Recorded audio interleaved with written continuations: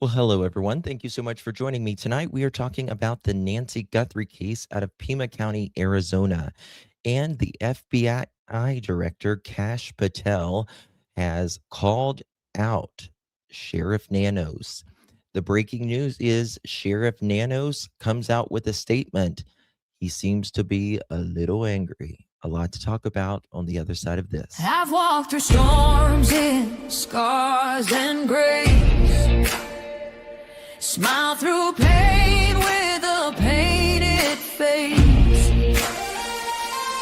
They called me too loud, too much, too strong. But honey, that's the reason I belong. Every scar's a scripture, every tear's a hymn. I found my worth where the light grew dim. They tried to break me, but here's a twist. I turned my pain into a clenched fist.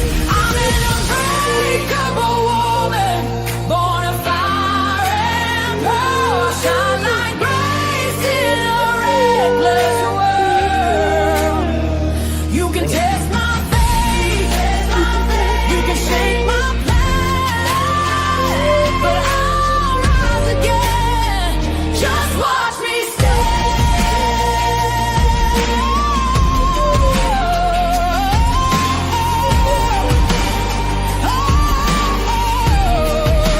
Gotta be singing.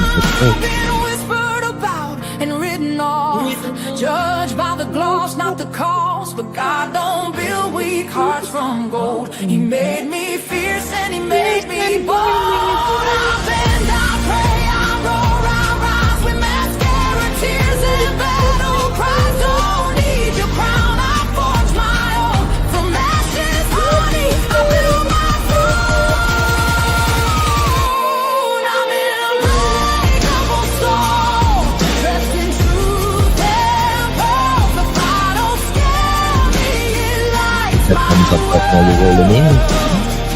You can doubt my voice, but you still hear my name. I'm holy and hood, and I'm done with shame. For everyone called too much, too loud, too real. You're not too anything. You're exactly what power looks like. I'm an unbreakable soul, through the fight and flame. My scars are stories, my strength, my faith. Faith in my heart, fire in my clothes, forever divine. Y'all ready for this? Clutch them pearls. Let's hit it.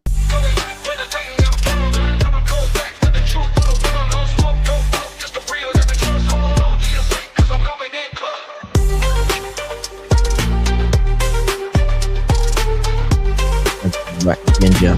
Damn.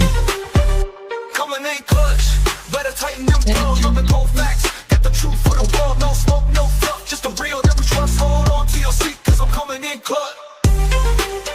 There's nothing that's feelings made there, and there's nothing that's knowing.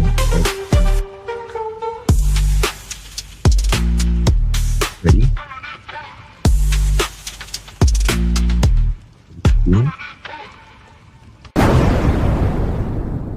I've walked through storms. Coming in clutch, better tighten them pearls, dropping cold facts. Got the truth for the world, no smoke, no fluff, just the real that we trust. Hold on to your seat, cause I'm coming in clutch.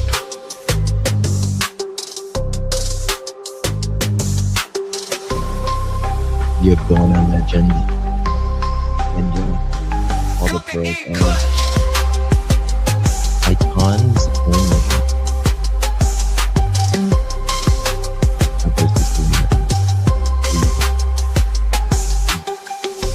Coming in clutch, better tighten the pearls, dropping cold facts. Got the truth for the world, no smoke, no fluff, just the real that we trust. Hold on to your seat, cause I'm coming in clutch. Coming in clutch.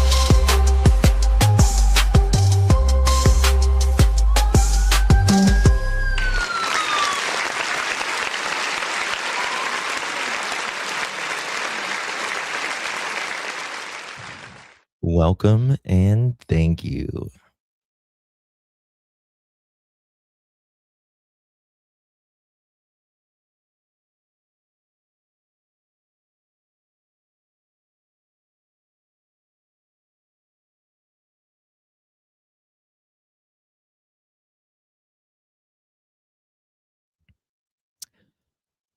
Well, hello, everyone. Good to see you all. Let me fix my camera. It's not where I want it to be. Come on, Cam. Hello, everyone. Still not there, but what's okay. Good to see you all. Thank you all so much for joining me. Really do appreciate your time. I'm not digging it. Come on, man. Let's go. Wait. Hold on. 1 second. What am I doing? Oh, you shouldn't mess with things while you're live, people. Note to the creators out there. Hello, everyone. Good to see you all. Thank you all so much for joining me. Really do appreciate your time. You could have chosen to be anywhere on YouTube. You have a lot of options anywhere on the internet, anywhere in the world. Okay. And you chose to be right here. I know your time is very valuable, and I do appreciate you spending some time with me. Today is May 5th, 2026. It is currently 8:10 p.m. on the East Coast of the United States. Oh, yeah. Hello, everyone. Got some breaking news coming out of Pima County, Arizona, in the Nancy Guthrie case. And there is a statement that Sheriff Nanos finally gives off after 3 months of Nancy Guthrie being missing. Kash Patel, FBI director in charge, makes a statement on the Nancy Guthrie case, fires back first. Well, he fires, and then, of course, Sheriff Nanos has to, respond, right? So, a lot to talk about this evening. Also, we're going to go over some very interesting things. You guys kind of know my theory on this whole case. Rumor is well, not rumor, it's a theory that could the Nancy Guthrie suspect actually be dead? I don't think so, but I want to know what you guys actually think. It's not about necessarily what I think. Um, Let me see here. Nancy Guthrie suspect dead. Yes, no, or unsure. All right. We got a poll right there. We're going to go over. Hit 1 for yes, 2 for no, 3 for unsure, and it will automatically drop it right there on the poll. Guys, before we get started, if you would do me a big favor and please hit that thumbs up button, would greatly appreciate that. Also, if you would share the live out on any of your favorite social media, hit that link, hit the share button, copy that link, and drop it in any of your favorite social media. Also, after the live stream, if you would consider hyping this video, you get 3 hypes a week here on YouTube. And if you don't use it, you lose it. And the more you participate in chat, the more points you get. Yes. So, um, a lot to talk about. I don't even know where to start, to be honest. Let me just say hello to a few of you guys. I have not spoken about Nancy Guthrie's case in like 3 days, I think. I've been on Jack and Lily's case. It was their 1 year anniversary, if you will, in the Jack and Lily case. And that's another case that's very close to my heart. And I know it is a lot of y'all's as well. So we've got a lot to cover tonight. So get ready. So good to see everyone. Angela, good to see you. Leslie, hello. Deb, good to see you, my friend. Denise, SJ, hello. Miss Southpaw, good to see you, my friend. There's the Kelly Cal. Good to see you, baby. Tessa, hello. Bonjour. Maggie, hello. Grace, good to see you. Janice, hello. No, I think he's dead. Really think he's dead. Patricia, Sherry, Brandy, always an indie. Christy, Jennifer, Tina, Piece of Jesus, good to see you, babe. NS, good to see you, my friend. Jeanette, Jesse, Cherie, Roddy, Roddy Mama. You must have Rottweilers. Never mind, I just saw your picture. Good to see you, my friend. Good dogs. Luce, good to see you, my friend. Robin, Tina, Pam, Kim, Deb, Kim, Martha, Sharon, Timothy, hello. Robin, Wendy, good to see everyone. Hey, Anna, Banana, Becky, good to see everyone. Thank you so much, Miss Dolores, Mama Dolores.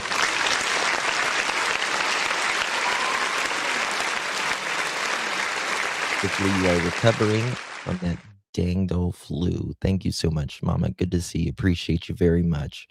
And Miss Holly, thank you so much for gifting the pearl necklace. Really appreciate that, my love. This camera, man, what's up with it? Hold on. It's annoying me. It's really annoying me now. Okay. If this doesn't work, see, it's fine on the, now it's over that way. It's fine on my horizontal, but on my mobile, it was like half my face. So, okay, I think we got it now.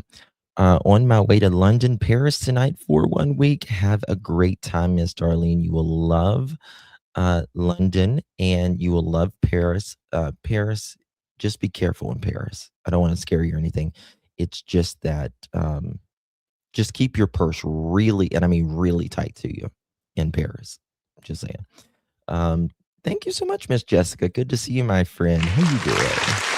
Thank you so much, Miss Jessica. Good to see you. Thank you for your support, my friend. Really do appreciate you. Okay, guys, let's get right to it. First, let me show you what Mr. Cash Patel had to say today. And yeah, in the beginning, there's been obviously kind of like a toxic relationship, and it's not, in my opinion, on the FBI's part, it's on Sheriff Nanos's part. He's kind of got a chip on his shoulder, which we went all through that for quite a bit. He's been, investigated before with other things that we went through. And there was a lot of talk that he didn't work with the FBI for quite a long time. And I believe those reports.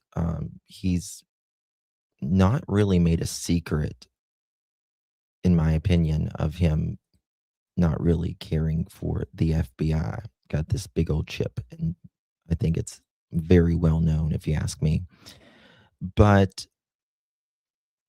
and you got to remember as well, I don't even know if we would have these pictures today. I don't even know if we would have those pictures today of the suspect if it wasn't for the FBI. Because remember, Cash Patel is the one that released these videos, released these pictures of the suspect. Well, he sits down today with Sean Hannity, and they talk a couple minutes about, Pug, how are you, baby? You feeling bad? Oh, I'm sorry. Hope you feel better, babies. He sits down with Sean Hannity and tells what he thinks about this. And of course, Sheriff Doofy has to come out and speak on it today, after being quiet for the past 6, or not 6 months, I was gonna say 3 months. Now we're technically right at 3 months. I was trying to find my picture of Sheriff Doofy in his little short shorts. He's more or less, I call him Sheriff Doofy because of the sheriff off of what's it, Scary Movie? That one. There we go. I just uploaded it. Here we go. There's Sheriff Doofy. We know who he is. Good to see you always. Good to see you, my friend. All right, let's go. Here we go. FBI Director Kash Patel raising new criticism about law enforcement cooperation in the unsolved disappearance of Nancy Guthrie, mother of our colleague Savannah. The first 48 hours of anyone's disappearance are the most critical. Patel tells Sean Hannity that the Pima County, Arizona Sheriff's Department waited too long to engage the FBI. We're here to help. What do you need? What can we do? And for 4 days, we were kept out of the investigation. Nancy Guthrie was reported missing on Sunday, February.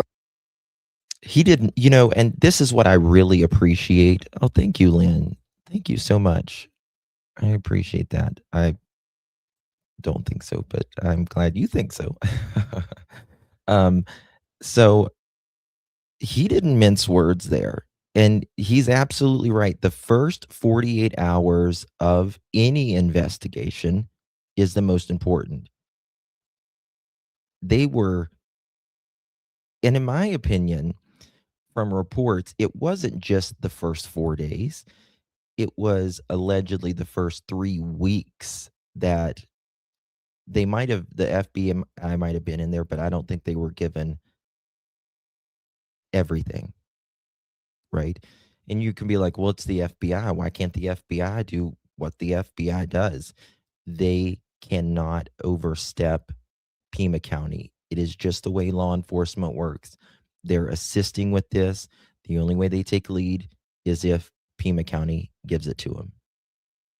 I just want you to listen. I just want you to listen to that little voice. Sean Hannity that the Pima County, Arizona Sheriff's Department waited too long to engage the FBI. We're here to help. What do you need? What can we do? And for 4 days, we were kept out of the investigation.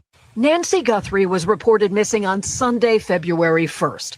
However, the Pima County Sheriff said they called the FBI 1 day later on Monday. That morning, it wasn't days later that we contacted that morning, we contacted the FBI. And that Tuesday, the sheriff and a Tucson-based FBI official held a joint press conference. The director. Okay, we're going to do another poll here in just a minute. I want to know who you believe. Do you believe Cash? Let me see here. Who do you believe? Cash, Sheriff Nanos. All right, so you'll put 1 for Cash, 2 for Sheriff Nanos. Or I guess you could type their names, but and I believe Cash because he's the FBI director in this situation. He has no reason to lie about this at all. And that's exactly what the report shows, in my opinion, and the news reports. And that's exactly what Sheriff Nanos has had this chip all over him. All over him. Bugs, yeah, there's some things I agree with that on, but with it, just this situation, you know what I mean? Just this situation. Praises the Bureau for the biggest lead in the case. When we were finally let in, Sean, look what we did. We went in and got the Ring doorbell, and we said, hey, is anyone talking to Google? The FBI contacted Google, and they recovered those chilling images from the door camera system. Hey, is anyone talking to Google? No. And that was what, 4 or 5 days later? That's why you have that image. Google. The FBI the director praises the Bureau for the biggest lead in the case. When we were finally let in, Sean, look what we did. We went in and got the Ring doorbell, and we said, hey, is anyone talking to Google? The FBI contacted Google, and they recovered those chilling images from the door camera system. That's why you have that image, because the FBI worked with Google to put that image out. That suspect remains unidentified 3 months later. The director also cited differences over handling DNA evidence. Pima County chose a Florida lab it regularly used. We would have analyzed it within days, and maybe gotten better information or more information. Our lab's just better than any other private lab out there. And we know about that, right? We know that Sheriff Nanos sends it to Florida County Lab. It's not that they're not a good lab. They're a terrific lab, but keep it all at the same place, Nanos, not at the Florida lab. You should have given it to the FBI. They could have turned it around quicker than anybody, period. It's so frustrating that we have this doofus of a sheriff who, in my opinion, really bundled this investigation in the very beginning. Just absolutely stifled. Damn, what did I do? 1 second. Okay, here we go.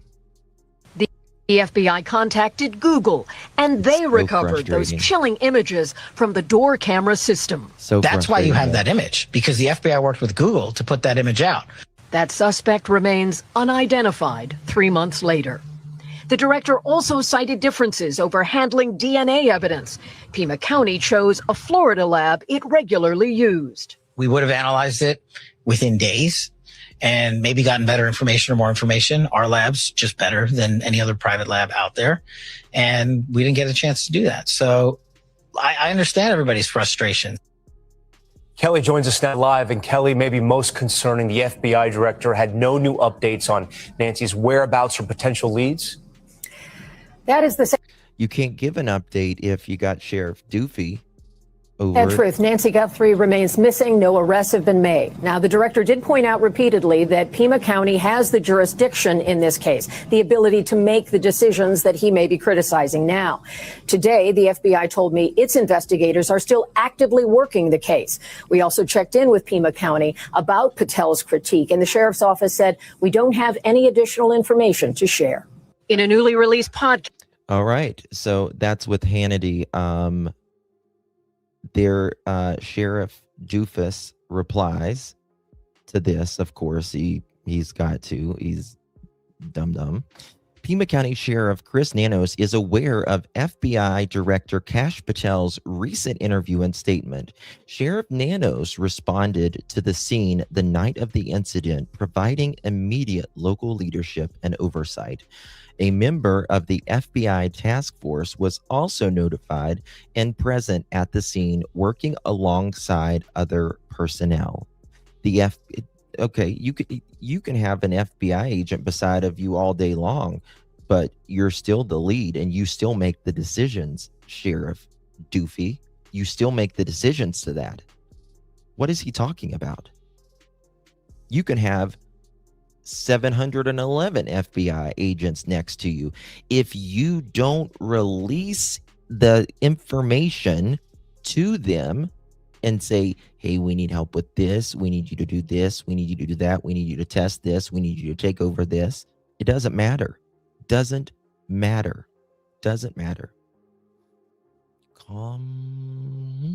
Okay. The FBI was promptly notified by both our department and the Guthrie family. While the FBI director was not on scene, shots fired. Nanos just took us at. That is not good, Nanos. While the FBI director was not on scene. Oh, okay then.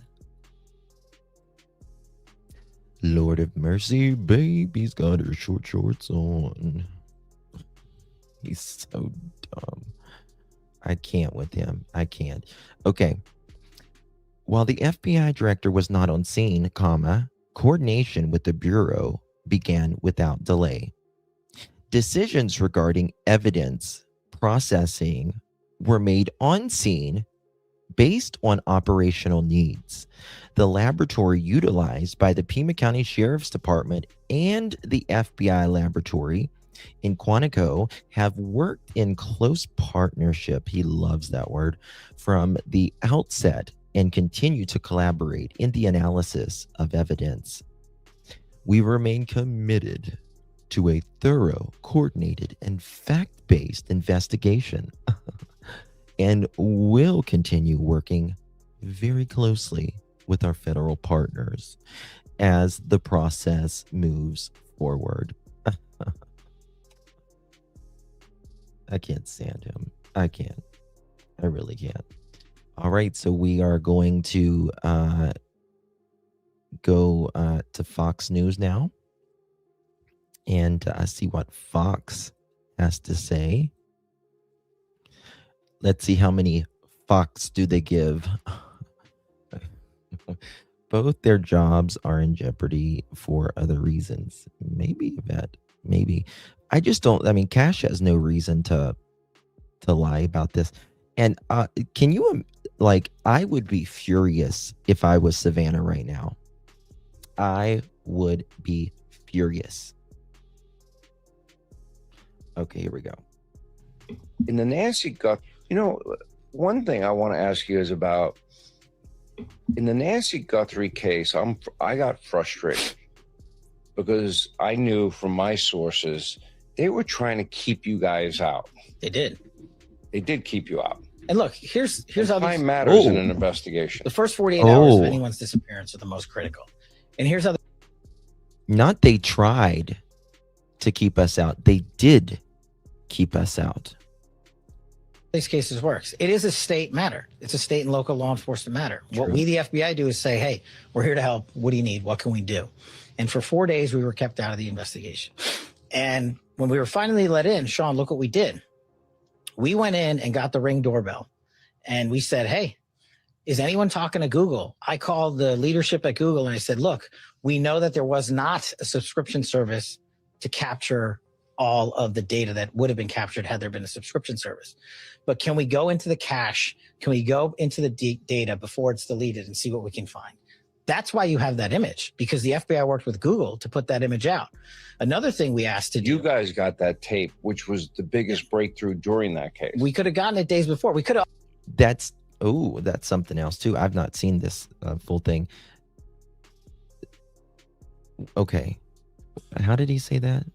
Hold on. Let me see here.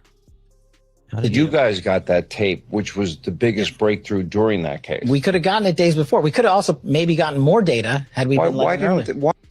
Damn. We could have gotten that days before. We could have maybe even gotten more data. You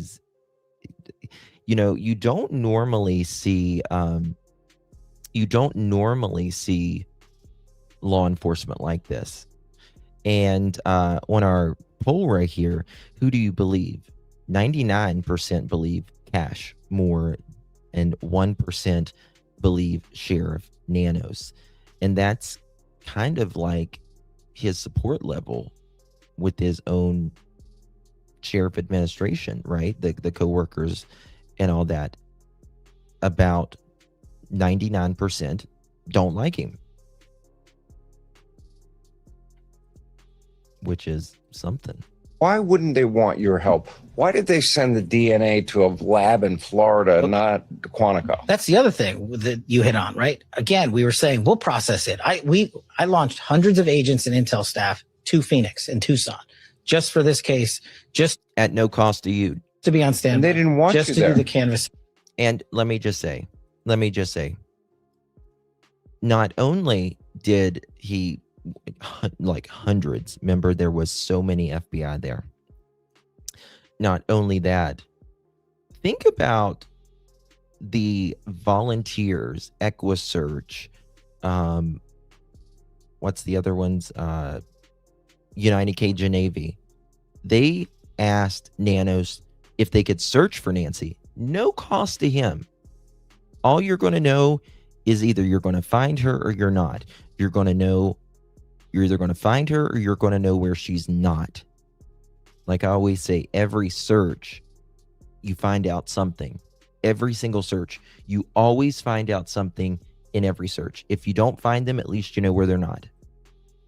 And we said, we'll take the DNA. And again, it's a state and local matter. So it's their call. on where to send the DNA. We have Quantico, best lab in the world. I had a fixed wing aircraft on the ground ready to move it immediately through the night. Did they just say no? And they said, we're sending it to Florida. And then, I don't know, They have 60 jurisdiction. days. They have jurisdiction, so it's their call. He said that he would have sent an aircraft there and to send it back overnight.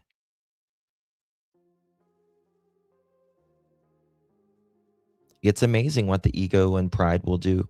It really is. It's just absolutely amazing what the ego and pride will do. He did stop the search, Tina. Yeah. So Bad call. Well, that's for the American public to decide. And We've decided. Absolutely. We decided a minute ago, in my opinion, a minute ago. Thank you so much, Miss Linda. Appreciate you very, very much, my darling. Thank you for being an icon, Miss Linda. Much love to you, my friend. Really do appreciate your support. Thank you so much. And during the process, the Cajun Navy have, absolutely, so many. And that's the thing. These search groups, again, that they're not getting paid to do this. This is a nonprofit. They don't get paid to do this. They do this out of the kindness of their heart, but they have technology, equipment that law enforcement doesn't do, because law enforcement doesn't specialize in these searches every single day, like EquiSearch, United Cajun Navy, these guys. And what we can do is continue to offer support. We would have analyzed it within days and maybe gotten better information or more information. Our lab's just better than any other private lab out there. And we didn't get a chance to do that. So I understand everybody's frustrations on that. No, I'm not frustrated with you. I'm frustrated that if I was a sheriff and the FBI was willing to help me and time is of the essence, I'd want all the help I can get. Not for Doofy. It's not for Doofy. Not at all. Okay. Very, very interesting. Got some more stuff rolling out right now. It's pumping out right now because people are pissed. People are pissed right now, and I don't blame them. So we are, wrong one. Still at 99.1%. There we go. Miss Karen, thank you so much, babe. Thank you for gifting 5 pearl necklaces. What a legend Miss Karen is. Thank you so much, Miss Karen. Really do appreciate you. If you received one of those pearl necklaces, make sure you thank our Miss Karen, because you are a pearl.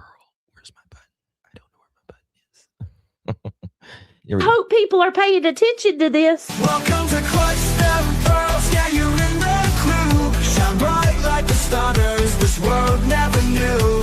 We're dancing, laughing all around this world. Hold tight, shine bright. You're part of our pearl. Thank you, Miss Karen. Appreciate you, my dear. Good to see you. Thank you so much, my loves. Why did her family not organize searches? I don't know. I know a lot of people's been very critical of that, for sure. Makes you wonder if sheriff is protecting someone. See, I hope not. God, I really hope not. All right, we're going to go to our boy, Brian Enton. The FBI had an airplane. Yes. So some new information on the Nancy Guthrie case. Kash Patel, who is, of course, the director of the FBI, was just speaking on Sean Hannity's podcast and spoke about the case and seemed frustrated with the Pima County Sheriff, Sheriff Nanos. Mm-hmm. This really stood out to me. He said that they had a fixed-wing FBI airplane ready to take the DNA from the Nancy Guthrie crime scene in those early days right after she went missing, but that the sheriff instead decided to send the DNA to Florida.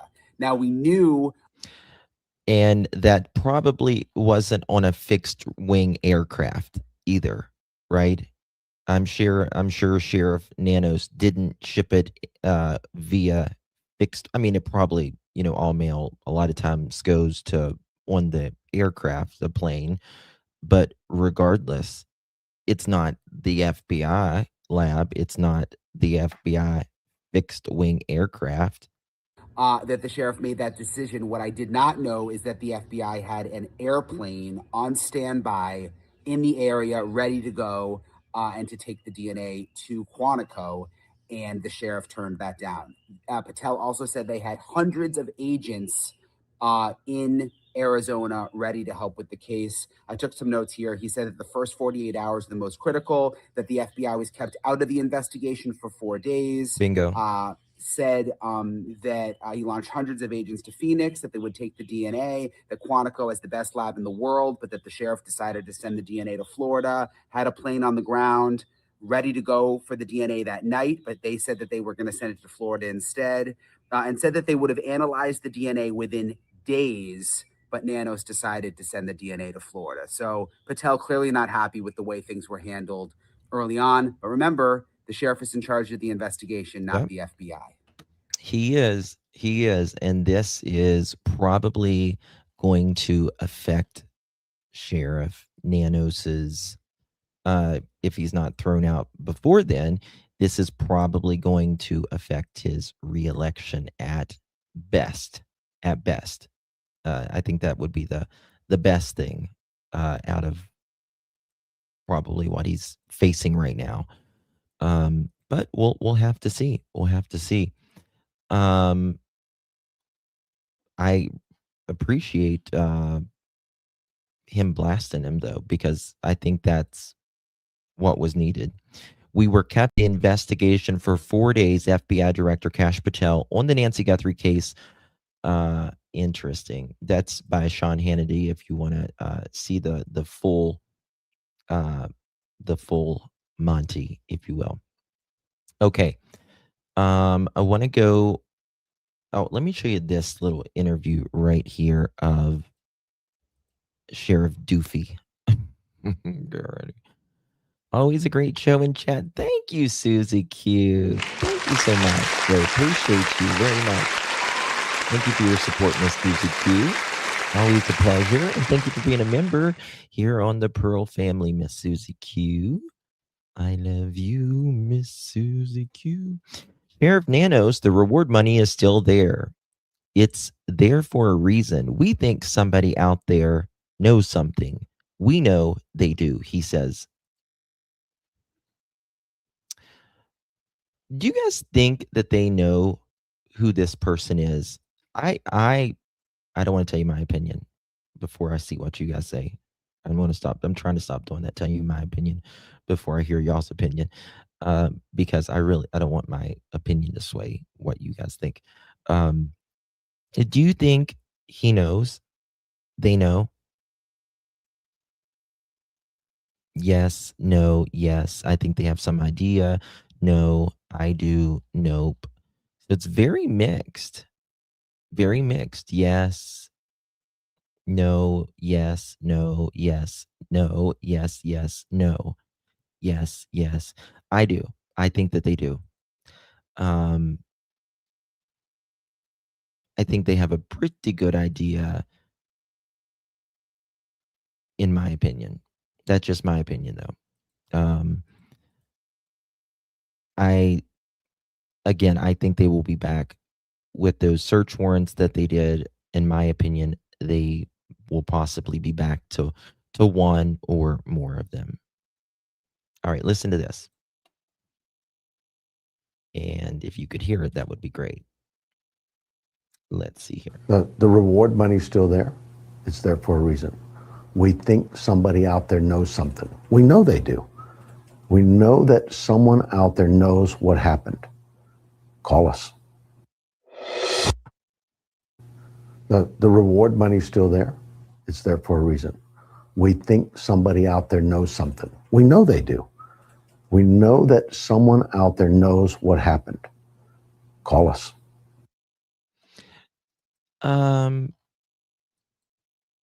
I think that they have they know who it is. I think they have a good idea. I think they're investigating this. I think that they are probably playing a lot more dumb than they're making it seem, in my opinion. But what they're talking about now is a theory going around. Do they think that this person, um, this theory is, could this kidnapper be dead?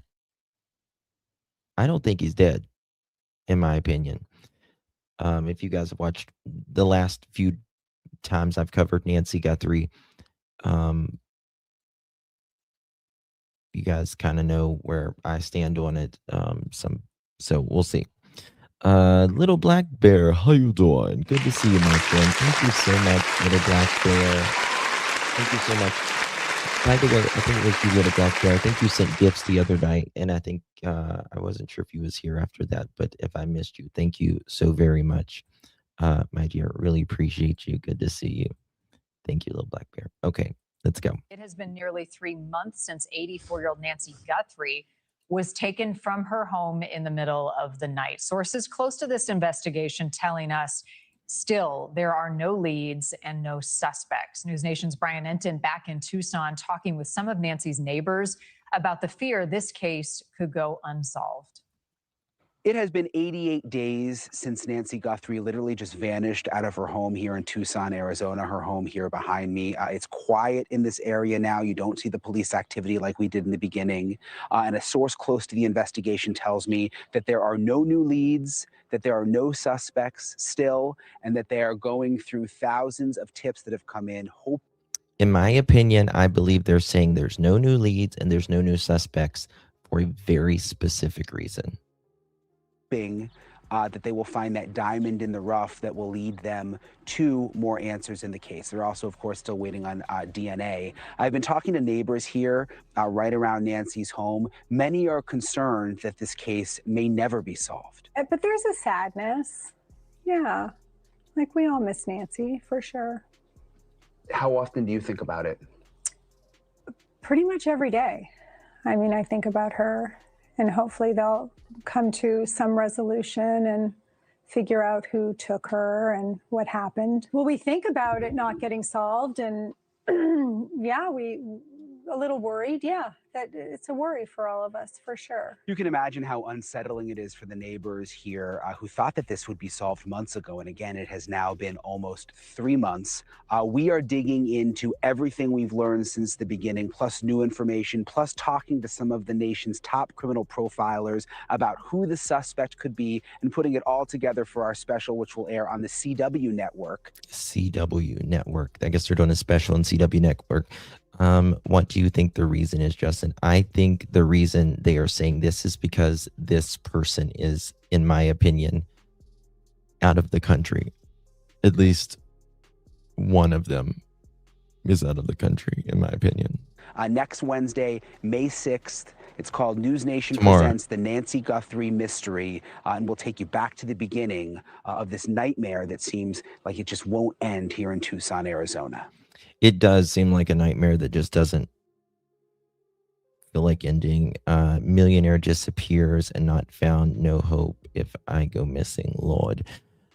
No, this is the thing. The wheels of justice turn slowly, very, very slowly in a lot of cases. The neighbor was not that close to her, but Brian always goes to her to talk. Yeah, I think he probably kind of maybe relates with her a little bit more. She's maybe, one that's more willing to talk, more of a chatty Cathy, if you will, that is. Okay. There was it March 2nd? Let me find this one right here. Let me show you this. I think I want you to see this right here before we move on to our main thing of the day. This was in the very, very beginning, and look how freaking dark it is there of the night. I think that they are gone, and they can't be extradited. I was like, great, yeah. You can't see, but there are a lot of cars from the Pima County Sheriff's Department here, including their criminal investigation unit. This is on Camino Miraval and Camino Escalante. And Sheriff Chris Nano says people saw Nancy around her home Saturday night around 9:30, but reported her missing around noon on Sunday. Did you hear that? And Sheriff Chris Nano says people saw Nancy around her home Saturday night around 9:30, but reported her. People said that they seen Nancy Guthrie around her home Saturday around 9:30 at night. What does that mean? I mean, I think I know what it means, but is it the sheriff? Is it the truth? Is it the sheriff misspeaking? Is it the news misspeaking? Or are they talking about Tommaso seeing her outside of her house? Yeah, Sharon, I need to do some. Her missing around noon on Sunday. Well, Nanos tells us he's not ruling out that this was a crime. Nancy Guthrie is 84 years old and does not have. Did you hear that? And that's Nancy right there. On Sunday. Well, Nanos tells us he's not ruling. Let me find it right there. It is. Miraval and Camino Escalante. And Sheriff Chris Nano says people saw Nancy around her home Saturday night around 9:30, but reported. People saw Nancy around her home 9:30 at night on Saturday. Her missing around noon on Sunday. Well, Nanos tells us he's not ruling out that this was a crime. Nancy Guthrie is 84 years old and does not have good physical health. That's Nancy. So he says they are concerned. Right, well, the scene at the house, Nano says, also has concerns. They're using drones and search dogs to look for her, he says, and their homicide detectives are also looking into this. Maybe you ran into her. Maybe she wandered off and you ran into her. If you've seen her or anybody like her, call us. Well, Nano says they're going to be looking for her throughout the night. They're using infrared and heat sensors to look for anybody in the area that could be her. And a few months ago, I actually did get a chance to meet Nancy Guthrie and Savannah. So my heart honestly just goes out to the Guthrie family. If you do have any information, you can call 88 Crime or, of course, police or the Pima County Sheriff's Department. Reporting near Skyline and Campbell, Andrew Christensen, KGUN. So I don't know what he means by that. Like, who saw them 9:30 Friday night, if that was Tommaso or not. But wait, didn't she get home at 9:50?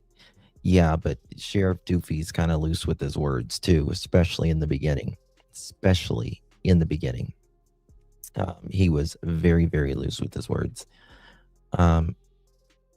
I still cannot just get over Sheriff Nanos, or them calling out Sheriff Nanos. Cannot. Okay. Want to play a couple things here. Our friend Chris McDonough from Smiley, good to see you. Our friend Chris McDonough from the Interview Room had a live stream last night, and there was some very thought-provoking things for me that I want to discuss last night. Mods, will you let me know who sent the gifts, please, if you don't mind? I greatly appreciate it. I can't see on my end. I think he's just saying people saw Nancy even though it was just Tommaso, because he doesn't know why people to suspect Tommaso anymore. I feel like it's anyone else saw her, we would have heard it by now. Maybe. It just depends on, like, if the neighbors spoke. I don't know. It's very weird. Yes. Yeah. Was it staged? I don't know. I really don't know. It could be. It really could be, because you got to think, oh my God, this camera is bothering me, guys. Why does it keep moving to the side? Yeah, Chris and all of them are amazing. It makes you wonder, but again, this is the thing. If it was staged, right? If it was staged, is it just this person going there to stage it? Is that what he was there to do? We're just talking about the theory if it was staged, right? Is that what this guy is doing? I don't know. But again, I think the circumstances around this case happening to be when it was, where she went, how she went there, I think is weird. How she came back and then a few hours went missing. I think it's very, very weird. Not for nothing. But I think that they certainly planned it. I don't know if they planned it well or they just got really lucky that the sheriff is a dumbass. Don't know. And delayed a lot of stuff, in my opinion. I don't know. Listen to this. And yet, we don't really know how the death of a father figure can affect the kids. Really understand. Let me get the time. What we're talking about tonight are the victimology, pieces of a particular crime scene potentially, and you have to be honest, and you have to talk about this stuff. You can't dance around situations. I just showed you pictures of my son's wedding. Karen's like, keep that off of YouTube. And I'm like, why? They know we were at a wedding. Okay. And that's what I have the most problem with the theory. One of the most troubling things, in my opinion, as well, is if it was staged, how that blood got there. I just don't really see them placing the blood like that. That's the only problem I have with that. And I'm not sure that if it was staged, then I don't think this person would have been there around the 11th either. Right? Like, I think if this was planned, and it does seem like it was planned, it would have, like, if it was, like, let's say, for instance, if something happened at the family's home, if something was planned for there, I'm not saying that happened, I'm just giving a theory, then they wouldn't been, like, looking at the house weeks prior. Just have to put it out there. It's reality. Okay? And one of the things that I want you to catch real fast is how this whole thing started. This whole case, how it started. Listen to what Chris says right here. And we know that the last proof of life was a family member. Yes. I mean, that no matter what anybody says, I'm not even talking about the guy on the porch. Okay. Because, that guy, there's no evidence at this point that guy took her.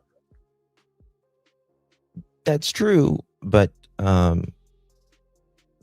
we don't have evidence that he took her. I mean, he's the most likely to take her, in my opinion, because he was there allegedly multiple times. Karen, thank you so much for the 10 jewels. I appreciate you. Sammy, thank you so much for the 100 jewels. I appreciate that. And thank you again for the 200 jewels, Sammy. Appreciate that. Lisa, thank you for the 450 jewels. Really do appreciate you, my friend. And Lisa, thank you for the 450 jewels. Shipwreck, thank you for the 10 jewels. I appreciate you. Miss Karen sent 480 jewels. Thank you so much, my dear. Little Texas sent 350 jewels. Thank you so much, guys. I appreciate you, Jules. Thank you. Very kind of you. Okay. Unless somebody has evidence of that, I'd like to see it. So at this point, we have to go with Chat who is on fire last tonight. saw her. Yeah. Okay. And we know who that individual is. All right. Now, that means there was a narrative. And then you work up to the guy on the porch. Okay. I mean, I'm assuming, Deb, that nothing that, by staged, they would mean nothing happened, I guess, at the house, and it would have happened somewhere else. Because once that evidence presents itself, then you can say, okay, who is this person and how does this person fit into this dynamic? Agree or disagree, panel? Yeah, Chris, you're touching on something that has been one of these little controversies arising from some of the ideas that we've put forward. Sure. It's very, very important, which is that from a logical perspective, it is technically not definitively true that she was ever in that house. Technically, on the night of the abduction. On the night of the abduction, it is entirely possible that It is entirely possible. It is, because it seems like they were having a hard time finding a vehicle. I mean, I think she made it back, in my opinion, but it is absolutely right. From what we know at this point, maybe she never made it back. Kimchi, thank you, and Donna, so much for the gifts. Appreciate you, my friends. Thank you so much for your support. Really, the do whole appreciate thing was you. staged to And look. that's why I raised the issue. You guys we've all talked, everybody's.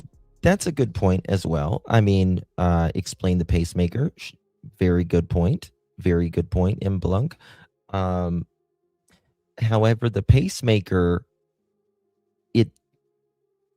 from what I understand, that's what time it was disconnected. It doesn't show every minute, and it updates like at the end of the early hours of the morning. It doesn't give minute by minute or even hour by hour all the time as well. He's talked about it, but that's a good point. Very controversial. It caused lots of people to sort of question it and so forth. But it doesn't mean it happened. That is doesn't mean it happened. It's just that it can't be taken off the table. It's got to be probable. It's just logically it has to be considered, because if there is a homicide, and I think in that instance it would be a homicide, where the idea is to eliminate a person and make it look like an outsider did it. And I'm not suggesting who the person close to her could be who did it, even if it was somebody who vaguely knew her. You could, for instance, create a staged situation to give the impression of a total outsider, and you could even, just for fun, set the guy up by telling him that the camera is off and have him stumble into the camera filming him so that he takes the fall for the whole thing. You could do that too, so that everybody spends weeks looking for camera guy when he's really just a hired goon or a person that's a friend of yours or something like that. So I think that you have to put that on the table as a possibility. You also have to put on the table the possibility that she was there and that, something was planned and it all went haywire, that it was just an authentic abduction attempt and it went haywire. For me, that point about staging cannot be taken off the table. And I'm really curious, because everybody's been buzzing about it ever since I said, it's what our group has been saying, said it on TMZ, and there's been a lot of buzz about it. Well, could we reiterate and clarify what we mean and talk about it for a minute? Well, that's why I've raised the issue here. Yeah, I know, Chris. This idea, from an investigative analysis aspect, right? We all have to think of different. All four of us and everybody in the chat, everybody has a different opinion, okay? Which is a good thing, right? Right. If you got to remember, whoever set this up, right? If they thought of it, how to do this, we can think about it too. We just have to figure out the steps how they did it. However, once you start focusing on what the evidence is presenting right now, and we look at the evidence. That's what we follow. We don't follow the. But that's the thing. A lot of people talk about this medication allegedly being on the counter. Is there a picture or something that I'm missing? Because we don't, and it wouldn't surprise me if she had to take medication before bed. A lot of people take medication before bed or whatever. But I don't know. The emotion. We don't follow, the control points of, how narratives are going to be played out by producers on NBC and all this other stuff. Okay. We look at what the evidence is telling us. Not that we're aware of. And I was asked, before I even go there, what do you guys, any other thoughts She's that good. come to you? She's good. She's before on the back of I the move on to case. the next thought process here. Just a comment or two, Chris. The staging theory would account for, at least in my opinion, the cool, calm, and collected attitude and demeanor of Porch Guy. Yep. And much has been made of the pacemaker and the last recorded event on Nancy's cell phone. Well, I posed this to. That's exactly right. It does not mean she was alive when it disconnected. Absolutely. To you guys off air before the show today. I haven't heard anything from the FBI or the detectives or any credible information to suggest that they knew that Nancy's phone was at her residence when the when that recording was, that point was made on the app with respect to the pacemaker. So as long as you're exactly right, Deb. Exactly. I think this was hired. I do, of some validity. This was a hired hit for what is my question. Someone got paid to take her, but what did she know? Or she sadly passed and no ransom materialized. It could have just been a ransom thing and things went south really quickly. But I still feel like this is hired more than anything. There's just a lot of convenient timing, I think. phone is in close proximity to Nancy, it could have been anywhere. Do I have that right? Am I wrong on that? Has anybody heard anything about whether or not the FBI or Pima County has said anything of Nancy's phone and where it was when it made that recording? Absolutely. Where was it? Well, it's supposed to be at the house because Savannah says it's in her room with her keys. Yeah, it was found at what was that? or Pima County has said anything of Nancy's phone and where it was when it made that recording. Where was it? When he says recording, does he mean the heart? Is that what he means? Well, it's supposed to The be at the log? house because Savannah says it's in her room with her keys. and Yeah, with it was her- found at the house. Right. Okay. But that would go along with the staging theory, in my opinion. Okay. Okay. Yeah. Well, and I agree you know, with the that. chat's lit up. I mean, it's 50-50. There are 50% that say Sure. they're staging and there's 50% that say no.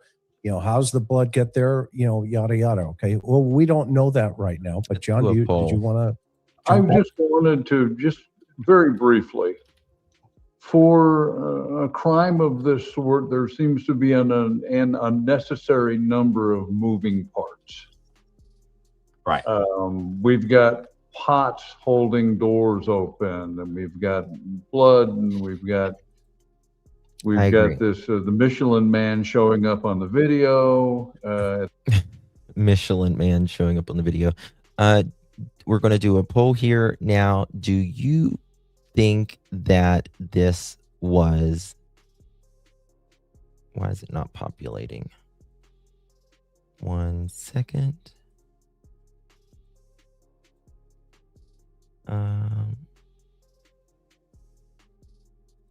It might populate there. Okay, there we go. Do you think this was staged? 1 in the chat, yes. 2 for no. 3 for unsure. I'm not really sure about the stage thing. I personally, I don't think it was staged, but a lot of people do. A lot of people do. I feel like it was more of a hired or even maybe a ransom that went south. But again, a lot of you guys do. At the front door, and we don't really have. I've never seen that with any of the. I've worked 2 abductions and I've worked many murders. I've never seen this level. Okay, I was just thinking this.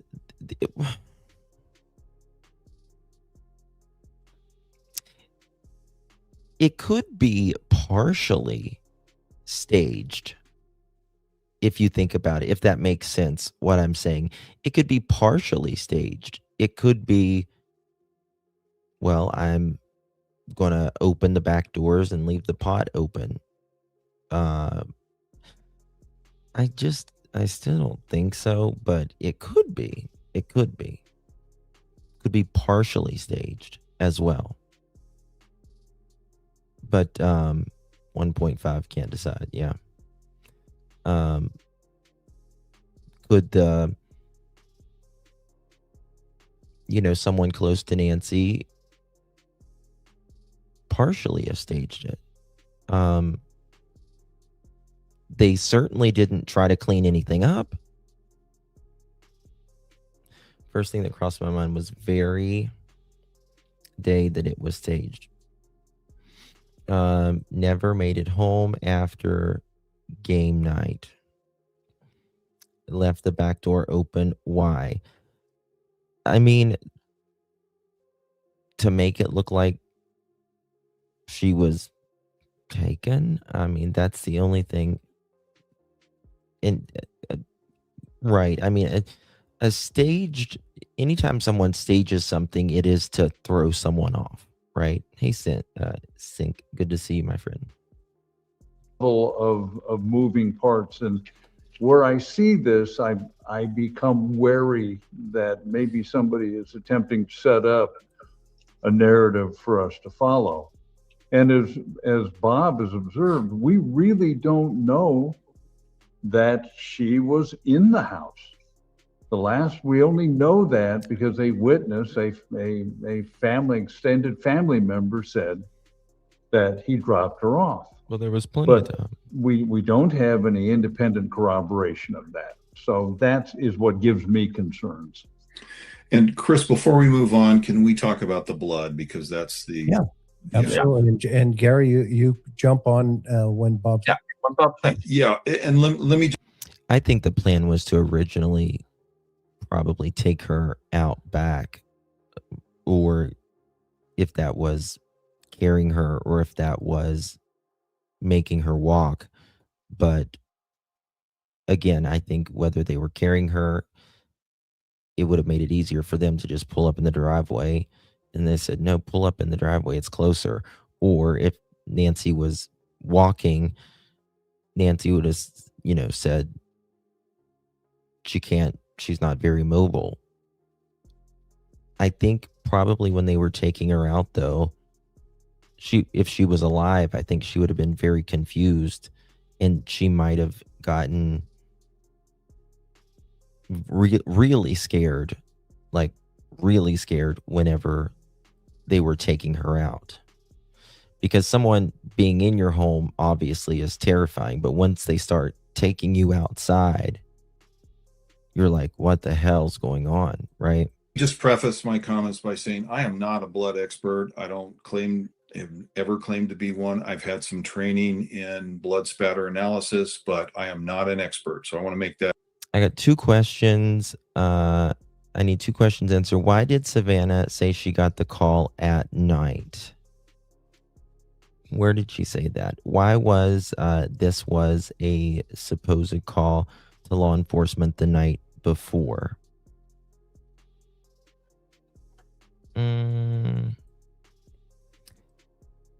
Sharon, are you talking about what the sheriff said? That abundantly the clear. way he said it? When he but said it it originally? seems to me that it is entirely possible for that blood to have been staged on the front porch, including the aspirated blood.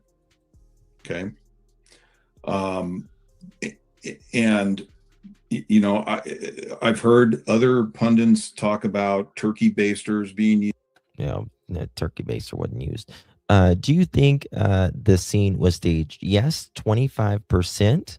No, 43, and 32% is unsure. More of you are unsure than thinks yes. And almost, it's all, you know, 10, 11% difference between no and unsure. Very interesting. Used and you know, these little earwax remover deals that you can get at Walmart. And I need to pull that back up, Sharon. No, Savannah said at the night she got the call at the kids were running around. I think she had said they had just gotten back home, wasn't it? You know, something like that, that could have been used to create that sense of blood. I don't know why a suspect would do that, but nevertheless, I just think that it isn't still entirely possible that that blood is also staged and along with the rest of the crime scene. Well, the implication would be that if that story were true. I mean, for me, I think you should, like, if someone hadn't heard from my mother or someone, you know, like a family member, I would call them first and see if I could get a hold of them. And if I couldn't get a hold of them, I would call my family or their friends or their neighbors, and be like, hey, have you heard from mom? Hey, have you heard from, you know, she didn't show up at church. But that's not what that's not what she did. But thinking about Annie and thinking about, I'm trying to give people the benefit of the doubt here because of how Savannah lives, and she's kind of got like a fast-paced life and all that. She may have not wanted to call her or knew it wasn't a time to call her, if you will. Maybe she was at work or doing something. I don't know. I doubt it. I don't really think so. I'm just trying to give her the benefit of the doubt here. But still, why didn't she call Cameron? Why didn't she call Cameron still? True. The implication would be that the place in which the actual crime occurred would be so incredibly incriminating and problematic and point so directly to the person who did it that they had to throw everybody off the track by moving the crime scene to elsewhere, which is a typical thing. But of course, we don't know what that Jill, I want to see the Uber video. That's what I want to see. I want to see that Uber video of Nancy getting in the car, but particularly getting out of the car. I want to see how mobile she was, particularly that day. Some days are better than others, especially when you're 85 years old. And because that would, in my opinion, tell me if she could get in that garage in 2 minutes or less. Now, what I wanted to say was we have talked about this as one of several possibilities on this program numerous times. When I reiterated our ideas on TMZ, when I reiterate them on the program that you're going to see with Brian Enton, when I talked about it on a separate Brian Enton podcast. And yet what happens is, because there's this 30-second soundbite kind of world we're living in, people isolate the idea about the staging and have pitched. That's another thing that's very weird to me. Calling like the like, I understand you call the hospitals, but I wouldn't call the hospitals before I would my sister. there's just no way I would call the hospitals before I would my sister or a family member. I just wouldn't. Not a chance. And just, there's a lot of hospitals in that area as well. Pigeonholed me, for example, as being somebody who is wholly given over to that idea. And, so they'll say, this person says this person says that, now I've been assigned to the staging theory bucket. This is, of course, an insult to any intelligent human being, because a thinking person simply says, I can't X out this hypothesis. This cannot be taken off the table. And here are the different buckets that are possible, and this is the most likely. And so I think, I don't know if I guess because maybe for the Uber's sake, I don't know, maybe because it's an active investigation, even though technically, Smiley, the video technically has nothing to do with Nancy going missing, right? That we're aware of, at least. I just want to say publicly that anybody who thinks that I am wholly given over to a staging theory is sort of insulting my intelligence. That's what I'm saying. So I just want everybody to understand that. And I think that's true of all of us. We're simply saying, I can't X that out. It's possible, right? Maybe she called the hospital instead of Savannah because she knew Savannah was not going to be able to get there. She just acted in the instant. Maybe. But if the police are already there, you can ask the police, like, was there any emergency calls that came here? Because they said they thought they took her out. Maybe the ambulance took her out the back doors because the back doors was propped open. It's just very weird to me. I don't really understand that, but Correct. I think there are other theories which we now will proceed to, which equally have to be weighed. And wouldn't you say, Chris? There is this tendency. Perfect segue, actually. And chat. I think that's one fair. of the mods. If somebody could slow the chat down, that'd be great. I know they're on it. It's going by too fast for me too. I can't keep up with what people are thinking. So, Miss Sophia or somebody can slow the chat down. That'd be awesome. Okay, so one of the things that I think we can all agree on, everybody, all of our TIR members, all our friends absolutely. here. Absolutely. Guys, make sure you're hitting that thumbs up button or double tapping that screen. Thank you all for being here. The last proof of life was this. Okay, listen to this part. From home, and then drops mom off, and she goes into the house. That's the narrative right now. Would we all agree with that? It's back. Are you talking about the return from Annie's house? We all goes into the house, drops mom off. Listen. And she goes into the house. That's the narrative right now. Would we all agree with that? Are you talking about the return from Annie's house? The return from Annie's house, right. The narrative is Tommaso took Nancy home.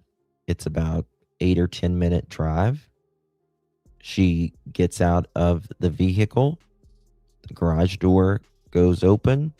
Garage door goes down rather quickly. And Tommaso leaves, backs out and leaves. And then after that, nothing. Right. We have no objective witnesses. We have no independent corroboration that she, in fact, returned to the home. Right. The last proof of life is when the Uber driver drops her off at her residence. That's the last proof of life that we have on actual camera of Nancy being alive, is when she was picked up and dropped off at Tommaso and Annie's. That's the last. Now we have a statement, if you will, an account that, that all this happened at their house. They played cards, had dinner, and then he dropped her off. But we don't have anything on camera allegedly, that we're aware of. Okay. At Annie's. At Yes. Annie's house. Yes, at Annie's. That is the last independent proof of life. And that is really important to understand for the audience, because at this point, then, everything forward of that Uber driver is a narrative. Yes. And we who are on this panel have experienced many, many narratives in our time. I think it's weird, Debbie. Okay. And now let me give you the distinction between a homicide investigator and a profiler. I'm going to break this down real simply. Okay. A homicide investigator actually goes to the carcass on the Serengeti and decides, wow, I wonder what this could be. Is it a leopard? Is it a lion? Is it a cheetah? And you have to get into the mind of the leopard, lion, and the cheetah while you're at the Serengeti and in the Serengeti. And then once you figure out what that piece of the puzzle is, you get to go put that lion in a cage for a moment. And then they ask you to go in and sit down with the lion and ask you and have them tell you why they attacked that carcass. Sorry for all of you that's lost. And by the way, you don't get to make mistakes. Because if you make the mistakes, then the herd comes after you and tears you apart. He's right. When you're telling your story. Now, at the conclusion of a trial, that lion goes into another. And that's, to me, one of the most confusing things of this, Deb, is those cameras inside.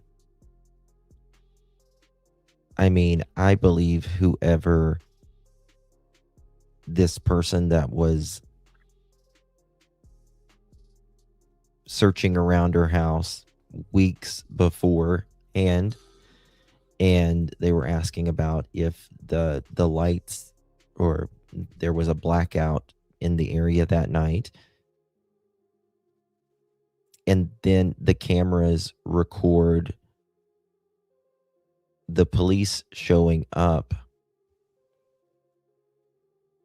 Like, that's pretty ballsy to go in a house that has cameras in it if you know it. But they didn't take those cameras. They didn't take the cameras from the inside, just that one at the door. And the neighbors' 2 cameras aren't working on the 11th and the 1st of when Nancy went missing. Her cage forever. I can't get over that part. That's what a profiler is called. To come in and sit down with the lion and get their story about what they did and how they did it. But a homicide guy goes to the next carcass. And you do carcass after, dead animal after dead animal after dead animal. It just keeps going. And then you put those dead animals into the zoo where they can be studied. Here's the difference. Profilers. Right. Yeah. And I agree with that, Mike. We know why they took the doorbell camera, because they had a car getting right in the driveway. They were taking her out. But, we don't know exactly where the cameras were inside. But if a crime is happening inside, you would think you would take those out too. Right? Because there's going to be some motion there. Unless there was just no motion wherever the cameras was inside. I don't know. Don't stand over the carcass. They stand over the lion after it's been captured. So that's so weird. Now, how do I know that? Because I was just with the guy over the weekend who ran the behavior science unit. Well, they would know that. And I though. bounced this analogy off of him, and we started laughing. He goes, "Of Listen to course, that's correct." So that's the difference. I hope that clarifies, some misunderstandings somewhere. So let's go back to the narrative here. We now have narratives. And now I'm going to show you a paradigm shift in the dynamics of two sisters, how we started out here. And it's all going to be predicated upon tonight's show, a 911 call. And I will never personally believe that Nancy didn't lock the back doors or anything. I will just never personally believe that because of Nancy's habits. She was big into safety. Not only was she big into safety, but she cared for the safeties of others. She would write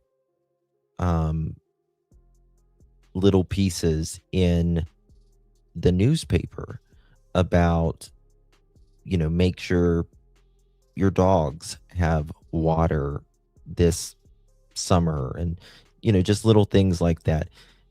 And for someone to go that extra mile to care about others, to write things in the newspaper just to remind people, that tells me, in my opinion, that her behavior was very safety focused.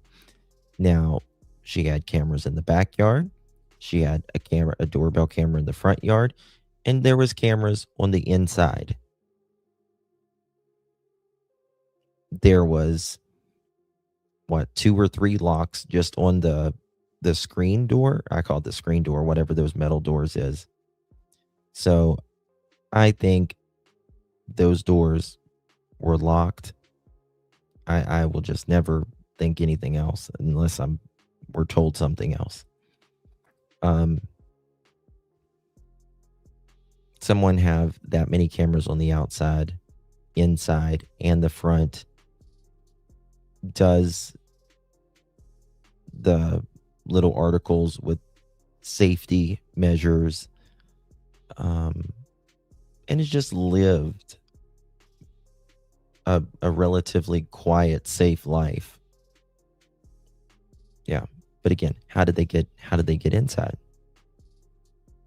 Doesn't appear to be any like anything that they broke getting in that we're aware of. Her garage door, she could allegedly open it up from some sort of app.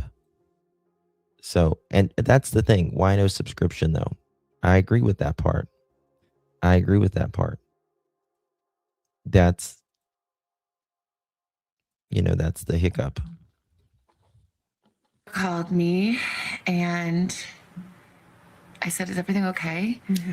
And she said, "No." Thank you, Brenda. She said, "Mom's missing." And I said, "What? Yeah. What are you talking about?"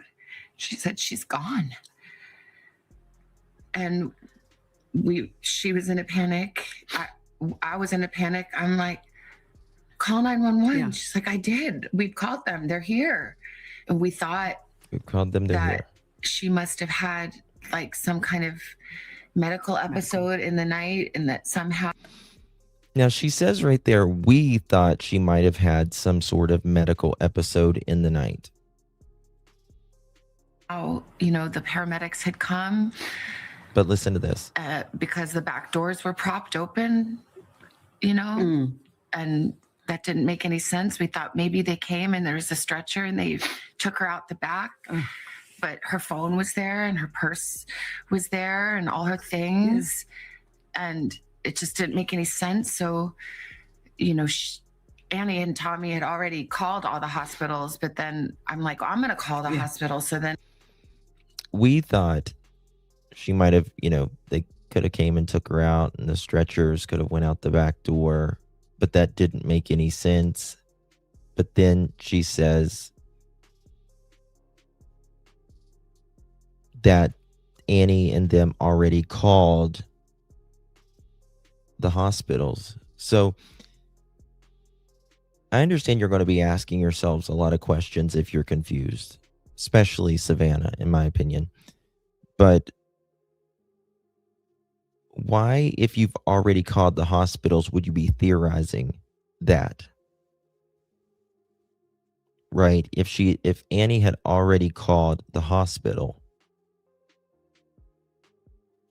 why would you I can understand Savannah, but I'm not really sure about Annie.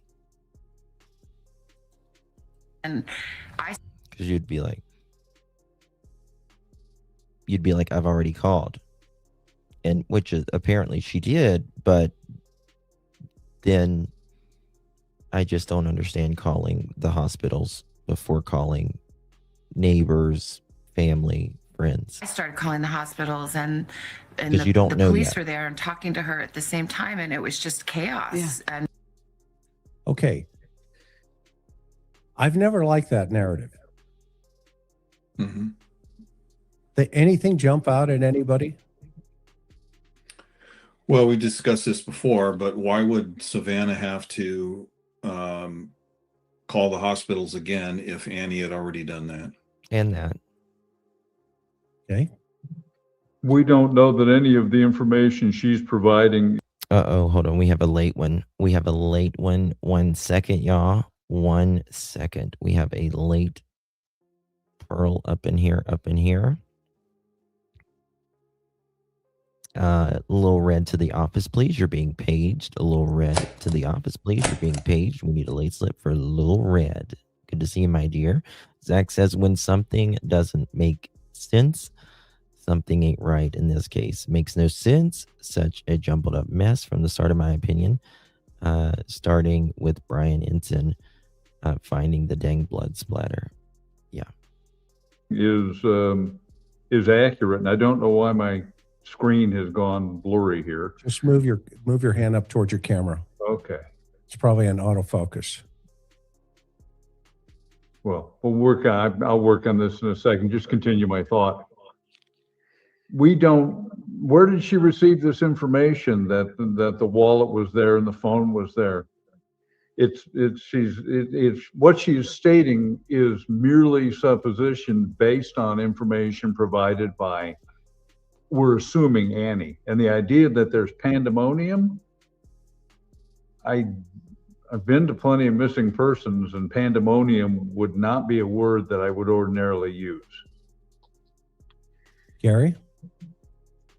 I always love the word pandemonium, John. It's the capital of hell in John Milton. Capital of hell. Yes. Abandon hope, all ye who enter was the sign at the entrance. Yeah, from Dante. But I think having worked with a lot of victims, and particularly people who are acutely dealing with a recent tragedy, recent violence toward a family member, is that one of the things that can happen is that a person, honest to God, remembers something a certain way, but it's been affected by the stress or by what one. I don't know. See, I think that we've all had someone missing for a minute, right? Like we've all not knew where someone was. And generally you call around if they're not answering. And if they're like, and that's, I agree, Brandy, like the grace and stuff you're giving, I absolutely get it. But, I go to, we've all had someone missing, or it's for a minute at least, where they're not answering. And like, you just call your siblings or their mom, their dad, their aunt, their neighbor. And that's just what I would do first before I would call the police. But again, like I say, in Savannah's case, where she's got a very busy life, like maybe not call her first, but I would definitely call Cameron first to see if, have you talked to mom? So I don't know. Wishes to recall, or I mean, a simple example is I interviewed a number of people who were survivors of 9/11, an event that was very powerful in my own life. And one of the things I was absolutely fascinated by was how many people remembered it, that they went back in to save people. And there was no objective evidence that had ever happened. They just couldn't bear probably the idea that they didn't. Or another example is that a lot of them will say, I knew as soon as the first tower fell that it was a terrorist attack. No, you didn't. Nobody knew that. I know. They knew only when the second one fell. At first they thought it couldn't have, because early in the morning the watch or the phone connected with the pacemaker and then disconnected. So it couldn't have been that. thought it was some colossal accident that a plane had crashed into. I remember it like it was yesterday. I feel so I think horrible for that Savannah. people do that, and that's a very well-intentioned thing. It's just that under that much stress, that's why eyewitness accounts are so problematic. I mean, you all know that, of course, right, from your own work. Charlotte. That two people totally stressed out seeing something can swear something happened. And so I always question narratives like that, because when people remember events, they remember them as if they happened in a much cooler-headed manner. I said this, and then we had a chat about that. What probably was really happening is that everybody was hysterical, right? You get what I'm saying? I mean, that drives more with my experience of what really happened. Yes, guys, please hit that thumbs up button. Appreciate you all being here. Share the live out. Greatly, But I know how greatly people appreciate you remember guys. things when tragedies happen. And it's partly a psychological mechanism. I don't know if it went on here, but where I see it, it's the mechanism is, if you make a logic out of it, then it wasn't that random. Because if you realize that it was random, it's too scary. So you have to remember it, That's a that good like point. there was a Good thing point. that if I didn't do it, this tragedy wouldn't have happened. Because otherwise it's too terrifying. You guys understand what I mean? It's like a You what, Gary? You're what an author once wrote. Man, We got Acadian Gal. Acadian Gal is late. Lord have mercy. Let's see. Acadian girl to the office, please. Acadian girl 999 to the office, please. We need a late slip for Acadian. Good to see my friend. APG, good to see you. H, thank you so much, my love. Tim, Mike, we made a baby together. Love you all. Love you too, PGH. Thank you so much for your continued support, my dear. Really do appreciate you. Quincy, I was the closest to my mom, who passed 5 years ago, youngest of 4 girls, and I'm the 10th of the 11 children. Wow, big family. I got to see her so much through COVID. That was a true blessing. Yeah. Blessings to you, my friend. For sure, nobody would think that straight for a moment. Yeah. Again, I just think there's a lot of strange things around Tommaso and Annie. I can't help it. I would be lying to you if I said otherwise. There's too much there, in my opinion. The constant searching, not being there for 10 minutes at their house, but hours at their house, keeping their car longer than anybody's, multiple alleged search warrants with other search warrants. I feel like there could be some connection. Could be wrong, though. Don't know. rational animal. This is one of those cases where you guys know I have my opinion. I believe one of the individuals could possibly be out of the country, like we covered the other day, which we're going to get a little bit into in a minute. But I don't know. Well, It's he's a very bizarre rationalizing case. animal, and that is I think is almost what you're talking about here. Yes, and I think by doing that, it makes the terror of the event a little less scary. It's also why some people engage in self-blame when there's a tragedy, because if you think that you had something, It's very interesting you say that, 503, because I've been to like locations where I've done coverage, like, and went to the location, and it's always so much different than what it looks on TV. It's always so much different. It's 503 says the view of the front door is more transparent than seen on TV. That's interesting. Very interesting. Tina, thank you so much for 5 months. What a legend. Thank you so much, Justice for Nancy. And I hope it comes soon. Oh shit, where's my other one? There's hold on. I'm way over there today. Y'all couldn't see me on mobile. What was it saying?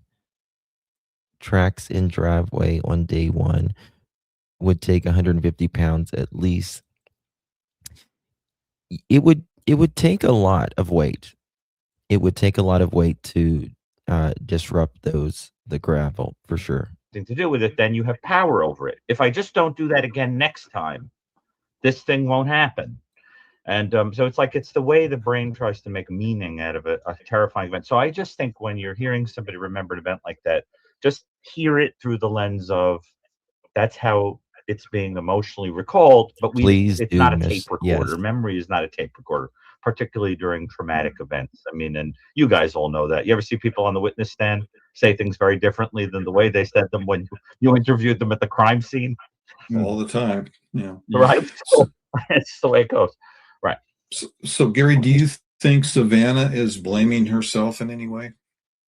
Well, she says that when her brother talked to her, that he says, that it might have been because of her.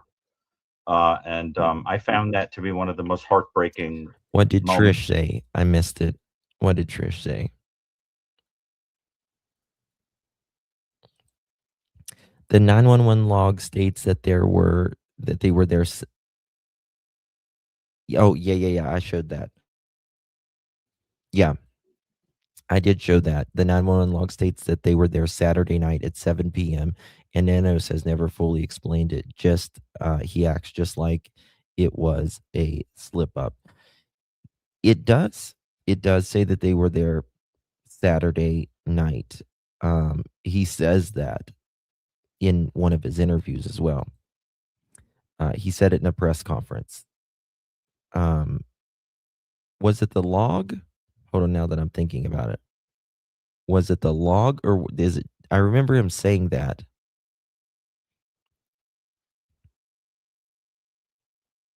I'm not sure about the log though.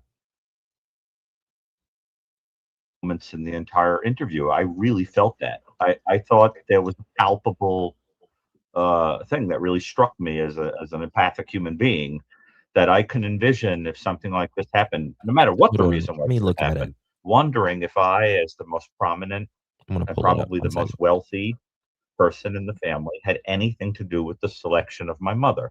And that's what was implied, that she was abducted. Isn't that the story, that it is possible she was abducted and you had something to do with it, sweetie, that kind of thing. And so I think, yeah, she probably does wonder and feel a lot of pain about that. And I don't know what you guys think, but I found that part of the interview to be really authentically very painful. Yeah, I agree. Yeah. Well, and I've said this before, but the NBC or the Today Show producers or the powers to be there at the Today Show have given all of their celebrities, all of their on-air people, some training through a private security company, anti-stalker training, if you will, and taught them how to. Hold on, I want to hear something. Just give me 1 second. We're going to come straight back to this. I need to hear something.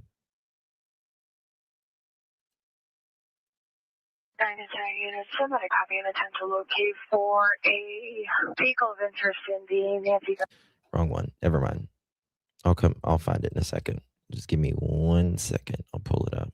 Or how not to engage with people that may or may not be stalking them. And according to Megan Kelly, that extends or can extend to the immediate family too. So it's quite possible that it wasn't just Savannah that received the training. It could have been Nancy, Annie, Cameron, and perhaps even Tommaso. So I think that's an interesting point. Okay, so let's talk about probably what didn't happen and see if it makes sense. Because you know how Probably what didn't happen. Oh, I see. Okay. I know this game. you know how I am. Yes. The Chris Okay. game. A profiler would know this game. A profiler would know this game. One who profiles would know this game. Let's put it that way. One who engages in profiling, but may not be a profiler. Okay, so we've got, the 911 call that goes into dispatch. We've talked about that in the past. I think we all surmised, we all know what the patrol officer would have done if he would have gotten on the scene. We actually reenacted it out of how they would have checked and would have checked for the CAD and all this other, all the stuff to make sure there wasn't a medical call, a medical aid to the house that night. We all agree with that? Yeah, and that the first several hours, they were in search and rescue mode. They were not in crime scene mode. They had, for everything that we know, they were in search and rescue mode and was not looking at this as a crime. Okay. Which suggests they didn't see the blood on the front porch, which I find a conundrum. Well, you're getting ahead of me, but I love All you. right, sorry. No, You know you're what? good. Not You're because I'm good. a profiler, I'm an amateur filer. Stay there. Okay, so now I think all of us know that the first 911 call would have been made by Nancy herself. Yes. I'm having a mental health incident, and you would have heard dispatch say 911. What's your? That's a very good point, right? Like, if Nancy was having a medical emergency, she would have called. Or some of the pacemakers, if there's a medical emergency, it can alert. I don't know if hers did or not, but it can alert emergency services. Emergency. Hi, this is Nancy Guthrie. I live at so-and-so such and such. I'm having a medical emergency. I need to have an ambulance. I need to have blah, blah, blah. Right? You guys agree or disagree? Yeah. Agree. Yeah. If it was, yes. If the original event was indeed a medical call. Okay. And that would have also been recorded, which would have made sense because the next morning, good point, when they show up. Good point. It would have been recorded. Well, and we've stated that, right? Like, if Annie thought there wasn't a medical emergency, the police should have been like, yeah, well, she called at such and such in the morning or whatever, but that doesn't happen. Mom's not here, 911, what's the emergency, yada, yada. Okay. You know who else wasn't called? And here's what doesn't make sense. The girlfriends. The reporting party who said mom didn't show up for church. There's no conversations anywhere that have been public that said, and we called her girlfriends who called us to come over and check on mom. And we got here, she's not here. They did not call back and say, do you know anything about, did she call? That's a good point as well. You would think that the girlfriends would be like, did which we don't technically know if they did or they didn't, to be honest with you. Oh, But I'm just saying. Did somebody come get her? Any of that stuff does not exist at this point. Thoughts? Gary, I see you leaning back into the dark. Yes. Here. Well, you're reminding me of the famous Silver Blaze story, Sherlock Holmes story, where Sherlock Holmes makes the remark about the dog barking in the night. And they say, but the dog didn't bark in the night. And he says, that's the curious incident. In other words, it's the absence of a thing that is more curious than the presence of a thing sometimes. That's sort of what you're suggesting, right? That you don't see the barking in the night that one would expect. And sometimes it's not what did happen, it's what didn't happen. Or read between the lines. The situation. It's the absence of a thing that you're interested in. The next thing the patrol officer would have said is, who did you call or how did you get here? Well, the girlfriends called me for virtual church. Okay, call them back and see if your mom in any way, shape, or form called them last night if there's any of that incident taking place. Hey, chat, question. I have Nancy's deed of trust. It's a deed of trust for $70,000. She had a revolving line of credit. Have y'all ever seen that? Do y'all want to see it? Okay. Because if the narrative is beginning to say, well, the reason the back doors are propped open is because we're inserting a medical event, insert here, okay, then the one thing you're going to do in a minute. Police work 101 is start connecting those dots and verify that those dots are connecting correctly. To John's point about the blood. And Karen, yes, Karen says, I have a son with access to a camera in my house. He tried to call. I didn't answer. He saw my phone charging. I did not respond to him talking in the camera. I'm in the shower. I called out before he called 911. So I took care of my grandmother till she passed away. She raised me. She was my mama. And I took care of her, like I said, until the day she died. I had a couple cameras in the house, and I could speak with her from my phone. I could hear her from my phone or any smart device. That way, like if she didn't answer or whatever, I could get on my phone and I could just make sure she's okay, make sure she hadn't fallen or anything like that.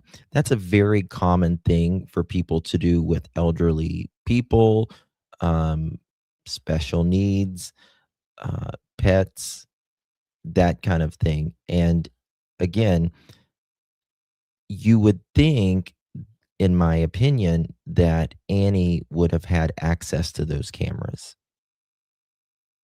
At the very least, Annie, because Annie was the caregiver of Nancy, right? He said, I hope you don't pull an Elvis Presley on me. Yeah. My dad was 83 and he wouldn't allow the cameras. Well, it wasn't really a choice for my grandmother. You do it or someone's got to keep an eye on you. And if I can't do it, then you're going to have to, I don't know, go to an old folks home or something, which I would never put her in, but you just gotta, you just gotta do something sometimes. Okay. Okay, I have some more thoughts on that, but go ahead. Some people are stubborn. Okay. Right. And so now you've got this concept that says, right now it's a black hole out there from an investigator's side. The sheriff, for some reason, is not talking about how the family got in, how the family found the house, other than what we hear from Savannah, is that the doors were propped open. But now we get into this, okay, well, let's really talk about the 911 call. What was said on the 911 call, we don't know. They've not released that. So they're holding that back for a reason. They're holding back how the point of entry was made by the family for a reason. That's very interesting what Chris says here, and I like his train of thought. Savannah doesn't really seem to say, we really don't, and that's always been the question, right? Like, how did Annie and Tommaso, when they got there, how did they enter the property? Was it the front door? Well, there was blood at the front door. Was it the back door? I would probably not think you would go to the back door first thing, and the doors were propped open. The garage door, if it was the garage door, we don't have anything of that opening. However, if it was the clicker or a combination number, then you're not going to have that data to begin with. Did they not? So I'm trying to think about if I was in that position and I got there. If the back door was open and I saw that the back door was open and I came through the garage, I'm probably going to look out the front door. I'm probably going to circle the house, actually. I'm even going to go to what I call the mother-in-law, we'll just call the little rental house or the guest house. I'm going to go there. I'm going to even check in the pool to make sure she didn't fall in the pool before I call everywhere. Right? Wouldn't you do that? Wouldn't you? Well, okay. I walk in the house, mom's not there, back doors are open. I'm going to look out the front. I'm going to look at the back house. I'm going to look at the pool. I'm going to circle the house a couple times.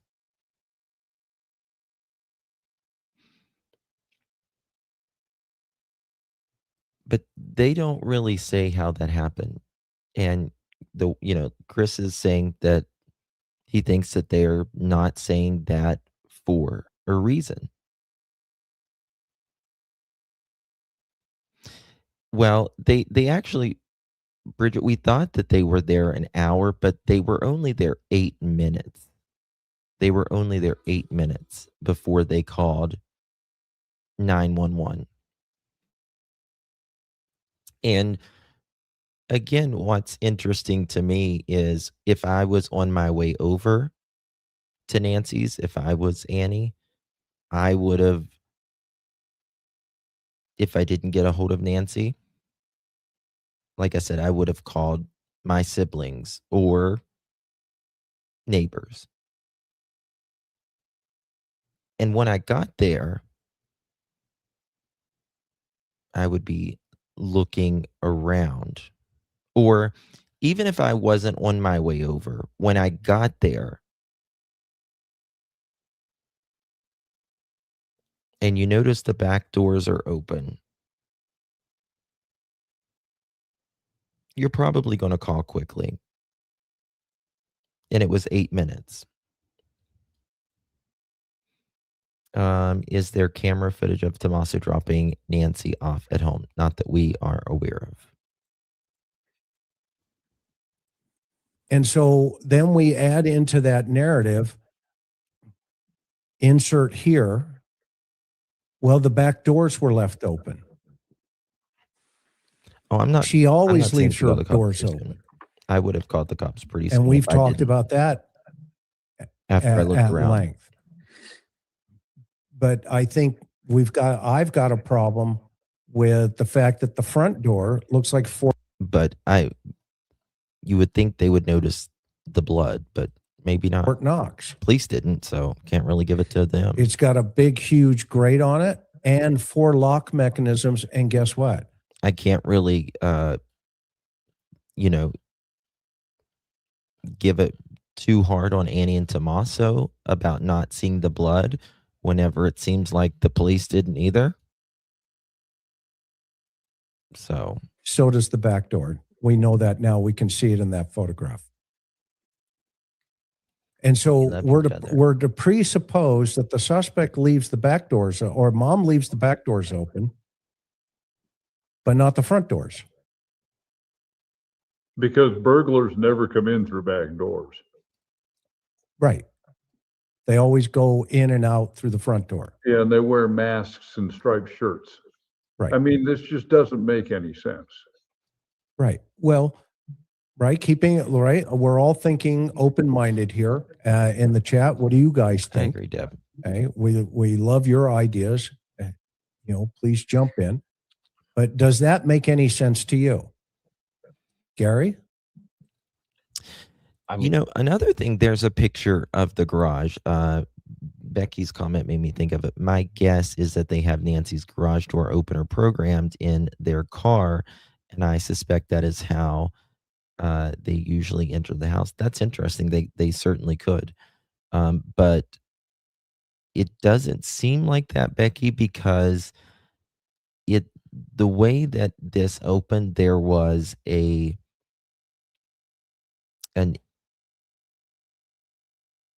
signal, and it seemed to be an internet signal, which tends to make it think like this was like a garage door app opener. If it was just a button, it wouldn't have given an internet signal, if you will. But another thing about the garage, again, to me, let me fix this damn camera. That's interesting to me is,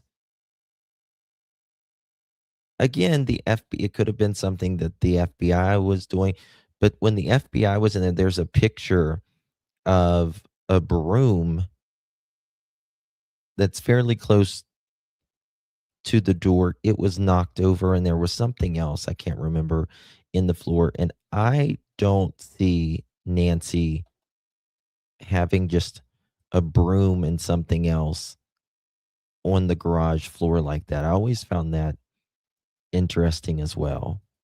I'm like, why is that? Because Nancy was a very orderly person, right? I mean, she did a piece on the news of how, she wanted even her bed sheets, right? She was a very orderly person, right? Everything has a place, and a place for everything was kind of like the motto. I mean, I think the points you make about the front door have been a little underrated in the discourse on this case. I remember when you and I and John were on the lab, the Just Yes program, and like a kind of bombshell, you introduced into the conversation a point about the bolting of the front door that was kind of like a lightning bolt, because it left us all going, how did nobody else think of that? And it was so fundamental that, and I really think it would be worthwhile even to talk about it a moment here, because that's right. It really alters the way one can. That's right. That's exactly right, Deb. The Mahong, or however it's pronounced, group came on Friday, and Sunday she was going over girlfriends for church. She was going over when they were playing the game. She was talking about her going over. No, she was going over speaking about the what was it? She told them that she was going to her friends on Sunday for the church. Yeah. Magdalene. Good to see you, baby. Thank you. She never drove to her friend's house for church. She used an app like Zoom, I think, for church at her own house. No, she was going over there. She was actually going over there. Right? I sent a super chat about the dang door a long time ago. What do you mean, Ginger? About the door a long time ago? Oh, about the what door? Which door? The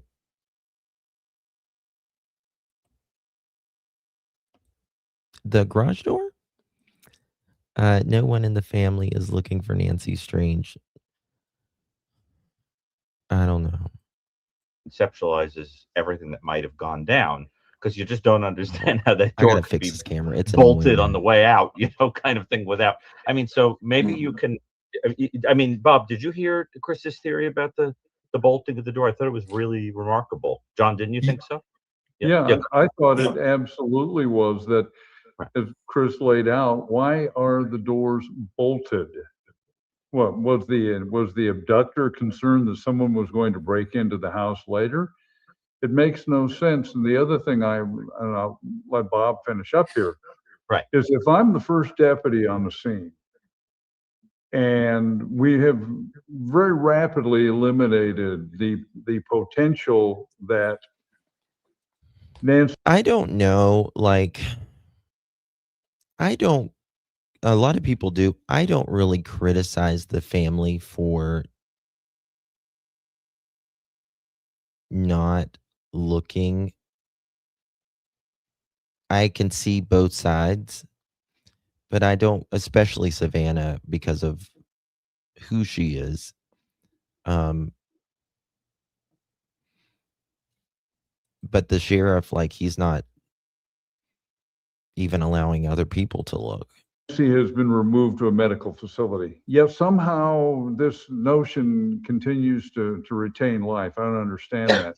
But if I'm the deputy walking around the house doing a preliminary assessment of the residence, and I see that blood at the front door, I'm going to know right then and there, based on the fact that we've already ascertained medical services were not at the residence.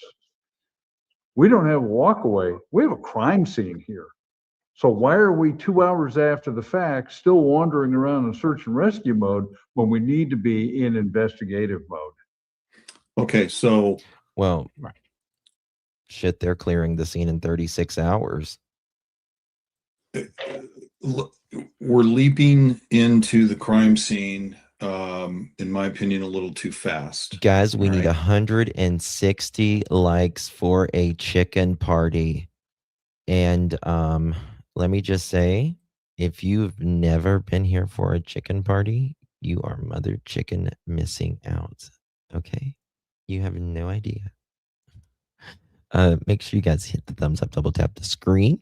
The Real Me Too says, I don't criticize for not looking, but I do for using all the platforms they have access to and not plead to the public for tips if they don't plead for their mom who will. I think Annie and Tommaso, specifically Annie, needs to come out and speak. Again, I think Annie is eccentric. Nothing wrong with that. And it may be just kind of her personality. But whenever she was sitting on the couch kind of sideways and Savannah was reading the letter and she was doing this, it did feel, to me, it felt weird. It felt a little weird. But again, it could be her personality. Everyone is, everyone is different. Everyone's a little eccentric in some form or fashion, I guess. I don't think, I mean, she could be, Dawn. She could be, but I don't, just by her poetry and stuff, I don't see naive. I don't see naive with her. I don't know. I don't know. Just a lot of questions. A lot of questions. And you're right. And you're right. About the first part, in my opinion. If Annie speaks, everyone is going to say that she's strange. No, well, not everyone, but there are people that's. I mean, this is the thing, and take it from a YouTuber or anyone or just anyone. You're never going to please everybody. You're just not. There's going to be people that's not going to like you. There's going to be people that thinks you're weird or this or that, and especially in something like this. But there, in my opinion, with the true crime case of Nancy Guthrie, you have people aren't just thinking that this is off for no reason, right? There is some question marks about why take her car longer than anybody else's? Why go over there multiple times, spending hours in the house?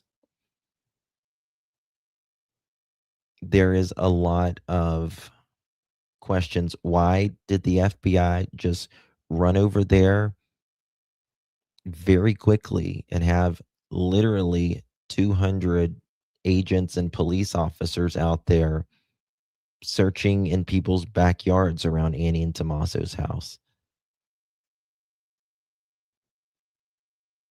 The timeline. So I get it that, I mean, I've heard people, blame Savannah. To me, that's just ridiculous to blame Savannah. To me, it's ridiculous to blame Cameron. And a lot of people thinks it's ridiculous to think that it's a little weird with Tommaso and Annie. To me, it's not as ridiculous because, again, what I just stated a minute ago. But it's not really what people think of you when it comes, if people thinks Annie is eccentric, I like to use the word, or not, or some say weird, because it's about getting your mom home or being a voice for her when she can't be a voice for herself. Because even if she had, and again, law enforcement hasn't said that they do have anything to do with it whatsoever. But,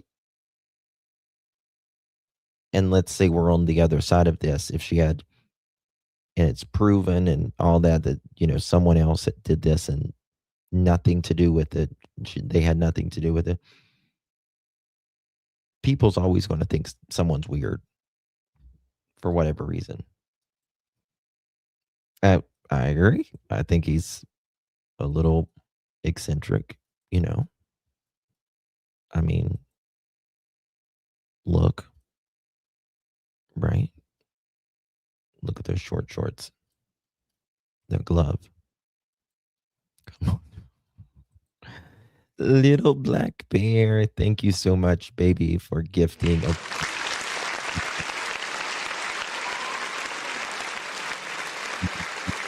Love you, Little Black Bear. You are so sweet, and I appreciate you very, very much, my friend. Good to see you. If you receive that, make sure you thank Little Black Bear. I wonder if the bad guys didn't come in through the back and were waiting for Nancy when Tommaso dropped off, and that's why he left so quickly instead of helping her to get settled in. What that would, be if he knew, right? But what always sticks out to me is this um what always sticks out to me is the neighbor who says when he was walking the evening Nancy was at Tommaso and Annie's when they saw that strange car in the area. And Ginger sent me something a while back about that. Was it a van, Ginger? I always think about that too. Let me find that. From the initial call. So if you remember, I think it was Sergeant Cross and maybe the SWAT lieutenant, and I'm sorry I can't recall his name, but I've seen him on Enton's show and a few others, and he has talked, and they, I guess, have talked about the number of search and rescues that they do for walkaways and missing persons, many of them being elderly. So if you're the first deputy responding to this in Pima County, knowing that these are regular type of calls, you respond there and you get a statement from Annie and Tommaso. You may or may not see the back doors open because we really don't know when those doors were opened or propped open. And you start walking around. One of the first things that you're going to do is you're going to go with the family and you're going to make a thorough search of the entire residence, inside and out. And it sounds to me like that's a very good point. Think about that right there. Sherry, love you, darling. Think about that right there. You would think that they might have done a walkthrough, but if it was a crime scene, would they? I don't know. They did. Okay. And it's my understanding that a uniformed deputy was the first one to discover the blood on the front porch. Okay. So if you're a patrol deputy or even a patrol sergeant and you've responded to many of these, you may still be in search and rescue mode because Nancy's elderly. We know that. She has mobility issues. Did she fall and hit her head? She's delirious and she's walked away from the home. So we're still in search and rescue mode. We're not in crime scene mode yet. All right. And you're getting statements from Annie and Tommaso. Yes, she is, and they've detailed her mobility issues to the deputies. So I don't know if that takes 2 hours. I don't know if that took 4 hours in this case, but just because you have the blood on the front porch at that point in time, okay, would not be a huge red flag to me, given the information that I have as a patrol deputy. Jen, where you been, girl? Oh my God, I ordered takeout, and one thing I was craving was a milkshake. They forgot it. Ready, Jen? My milkshake brings. Okay, never mind. Okay, wrong milkshake. Okay, I'm going to push back just for a second. Hey, go ahead. Can't order it. Can't win. You're that patrol deputy. Okay. What do you do? Oh my God, I hate when that happens. I told you what I just did. I'm going to make a thorough search of the residence, okay, the yard, find the blood. everything. You find the blood. Well, at that You're point, going to follow that blood trail, right or wrong. Good Lord, if I'm in search and rescue mode, I may not do anything with it at that point. Where's my face? All right, I'm just telling you reality. I no, I get it. I understand. Yeah. So you find the blood. Okay, I'll tell you what I would have done. This is from my patrol. If I was a patrol guy, right, and what I have done as a patrol guy, as you have, as all of us have, you find that blood, and you start following that blood trail. Well, sure. Okay, put a 1 in the chat when that song goes through your head. When you hear milkshake. That's the first thing I think about. Of course, yeah. And guess what? It stops. Yeah. At the end next thing you do is 3 Kings Station. Oh, I need a supervisor here ASAP. I agree. It goes to the end of the sidewalk and stops at the railing. Love. Okay. It's a great clue, and I agree. I know where you're going. Bleeding from the head or the nose or the face. Yeah, I understand what he's saying, but like Ginger said, she could not walk at all. She could not walk at all. And I'm going to show you something that sticks out to me as well. I'm going to upload it here. Let's see. I'm not the only one. What's the milkshake song? Piece of Jesus. It's an older. It's a. But You're gonna. That song came out, and I want to say 2005 to 2006, something like that. Levitina. You don't have blood trail going across that dirt. You're still in search and rescue mode because maybe she wrapped her shirt around it or something. Right. I don't know. You're going to follow the blood trail because that's where the body's. I know. I was not going to. Piece of Jesus was asking, and I was just like, I'm not going to tell you, piece of Jesus. It's a metaphorical song, if you will. It's about your milkshake bringing all the boys to the yard, and they're like, it's better than yours. Damn right, it's better than. Love you, peace. Kay, thank you so much. Loving this channel. Thank you so very much, my dear. Appreciate you. Thank you for being here. Thank you so much, my love. Good to see you, and thank you for your support. It's so good to see you. Thank you, love. FBI and Ellie checked the vehicles, computers, and the phones and apps. Oh, yes. They certainly did. They certainly did. Okay, look at this. Ooh, it's kind of blurry. Kind of blurry, but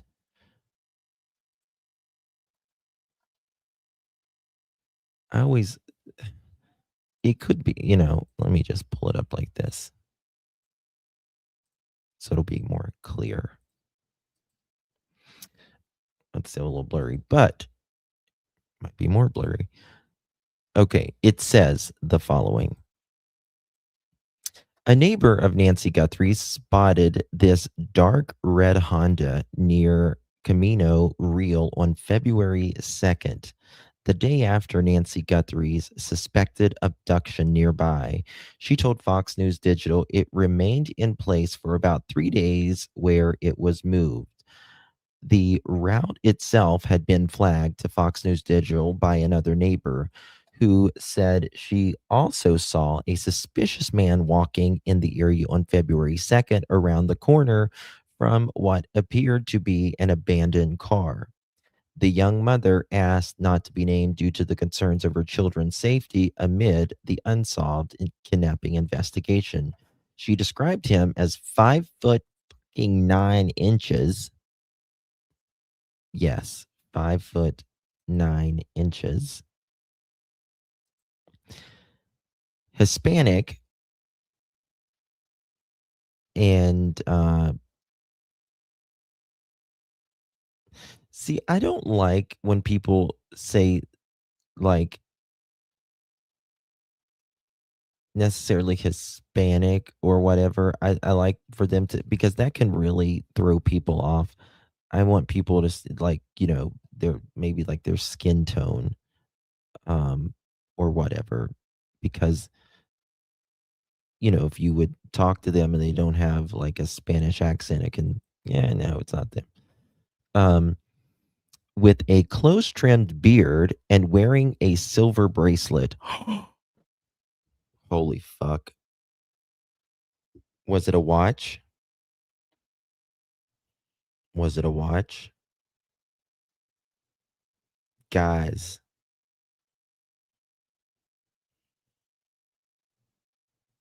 Guys. Hold on.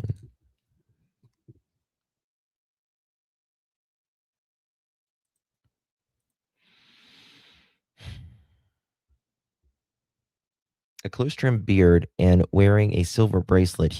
We got to come back to this. He was smoking a cigarette near the intersection of Camino Juan,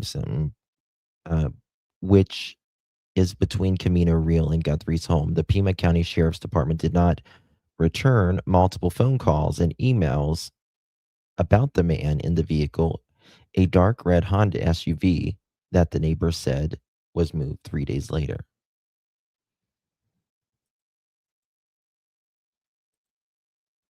One second. Give me, hold on 1 second. Um,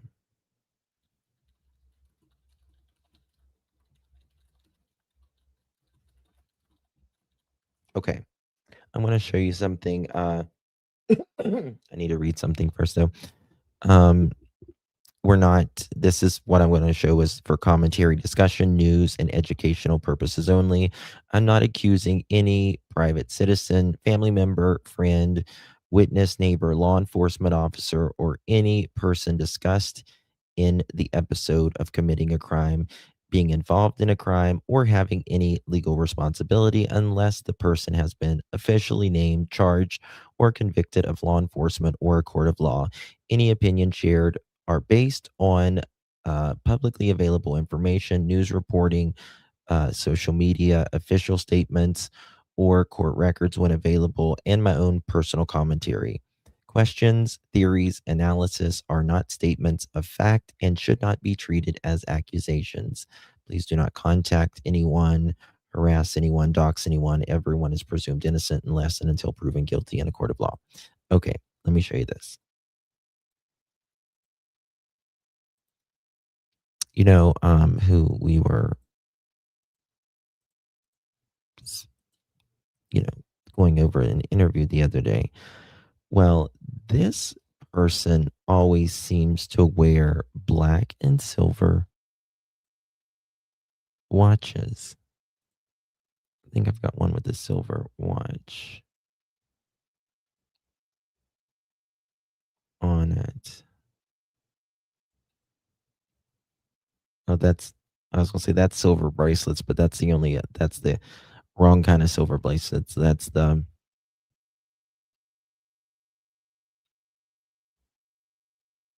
He's got the black watches on here.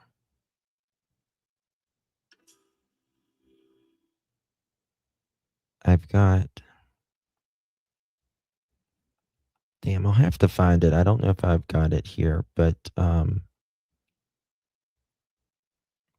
have one with a silver watch on somewhere.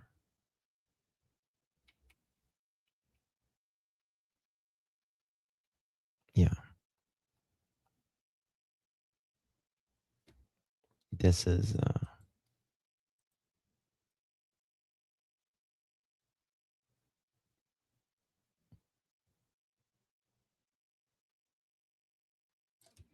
and then go over. Where was it?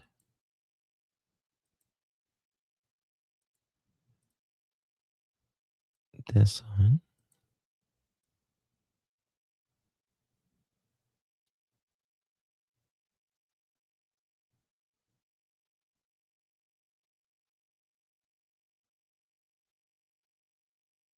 Right there. I'm trying to find the one with the silver bracelet. Wasn't the Scream 911 call a red Honda?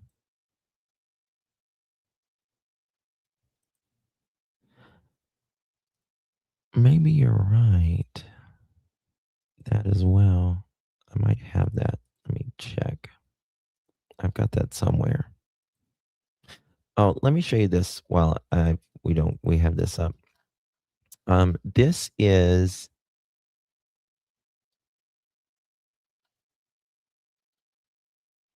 one second here.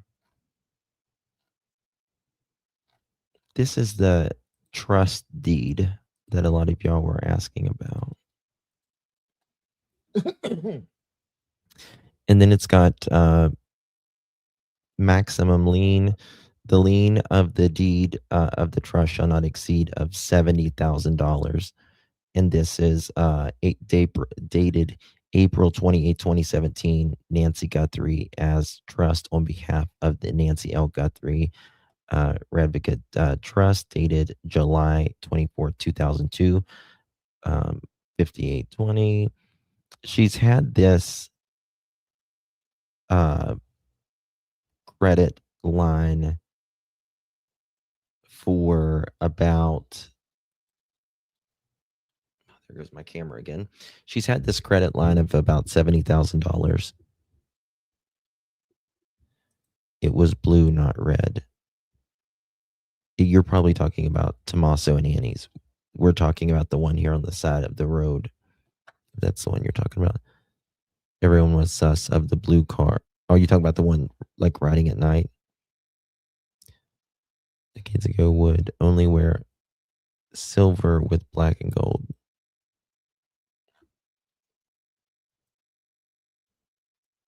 I don't know. Okay. This was the credit line. It's like $70,000.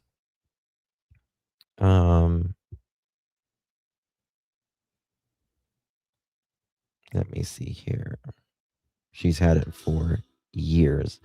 Revolving credit line, specifically and additionally, the amount specifies of the indebtedness definition of without limitations. This deed of trust secures a revolving line of credit which obligates lender to make advances to borrower so long as the borrower complies with all the terms of credit agreement. Okay. And rents and personal property is given secure a payment of the indebtedness. I'll drop this link. So if you guys want to look over it more, because you guys probably don't want to hear my jargon on this right here, I'll play it.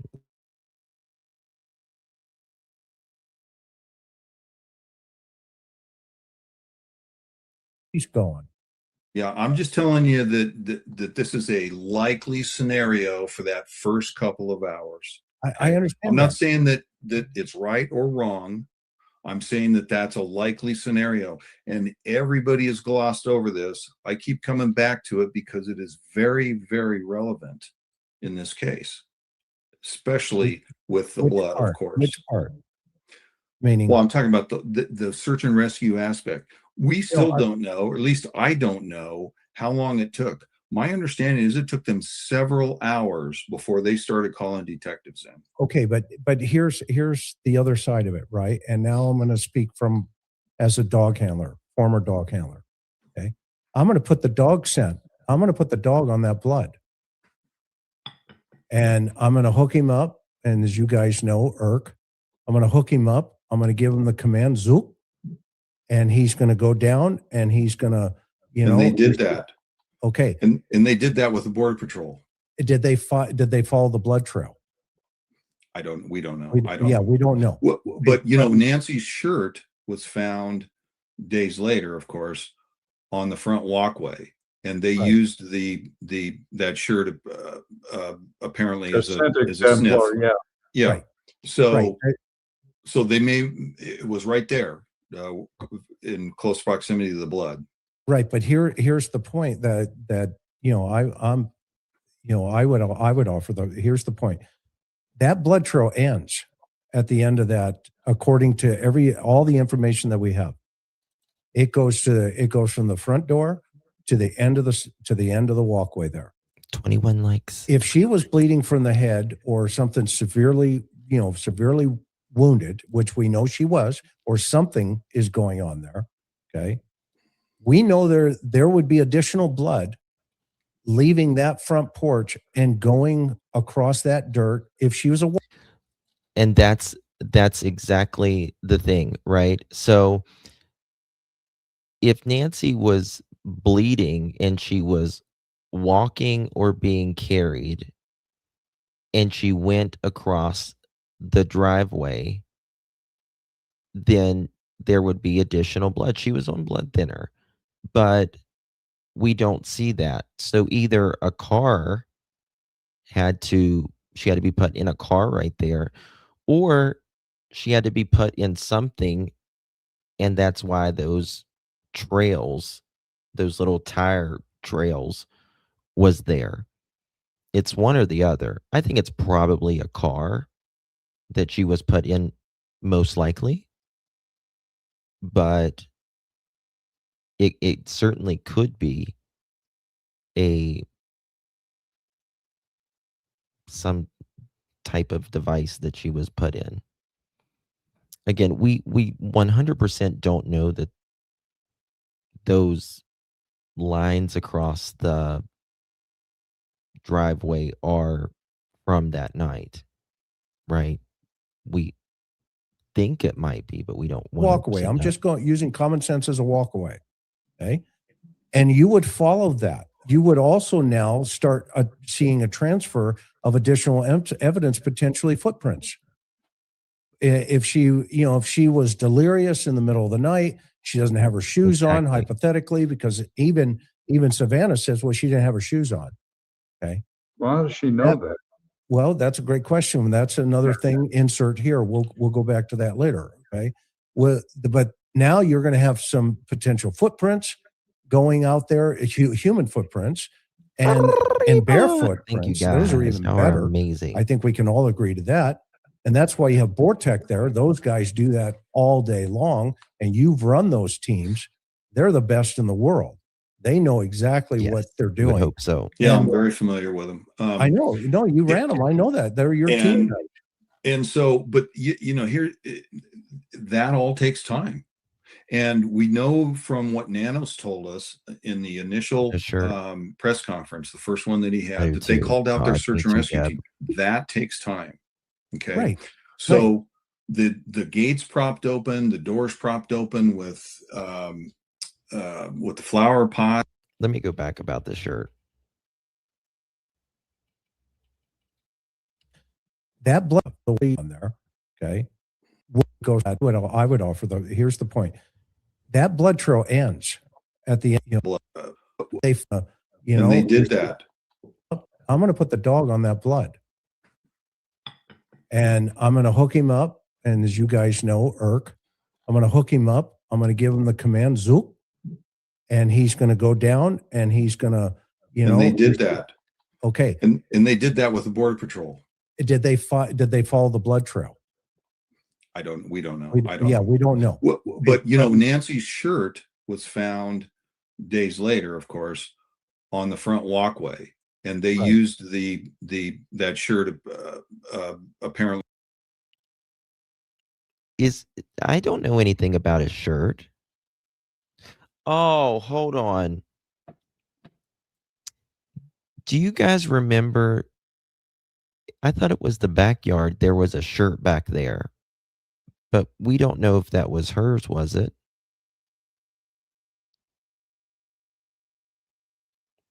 You remember now? I forgot about that.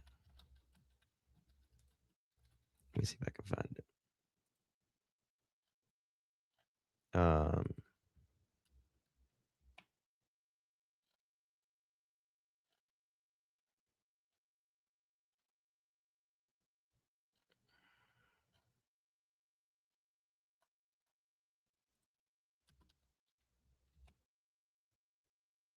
Here we go.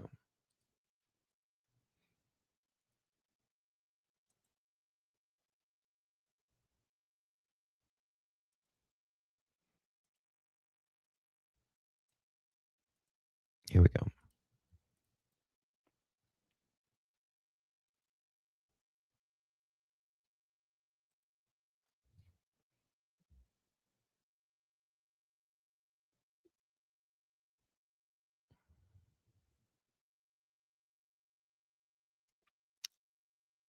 Yeah, we don't know if that was.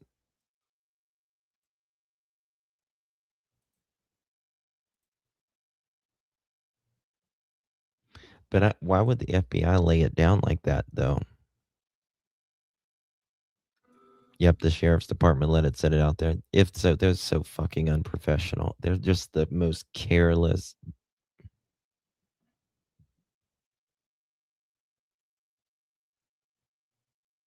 So careless, man.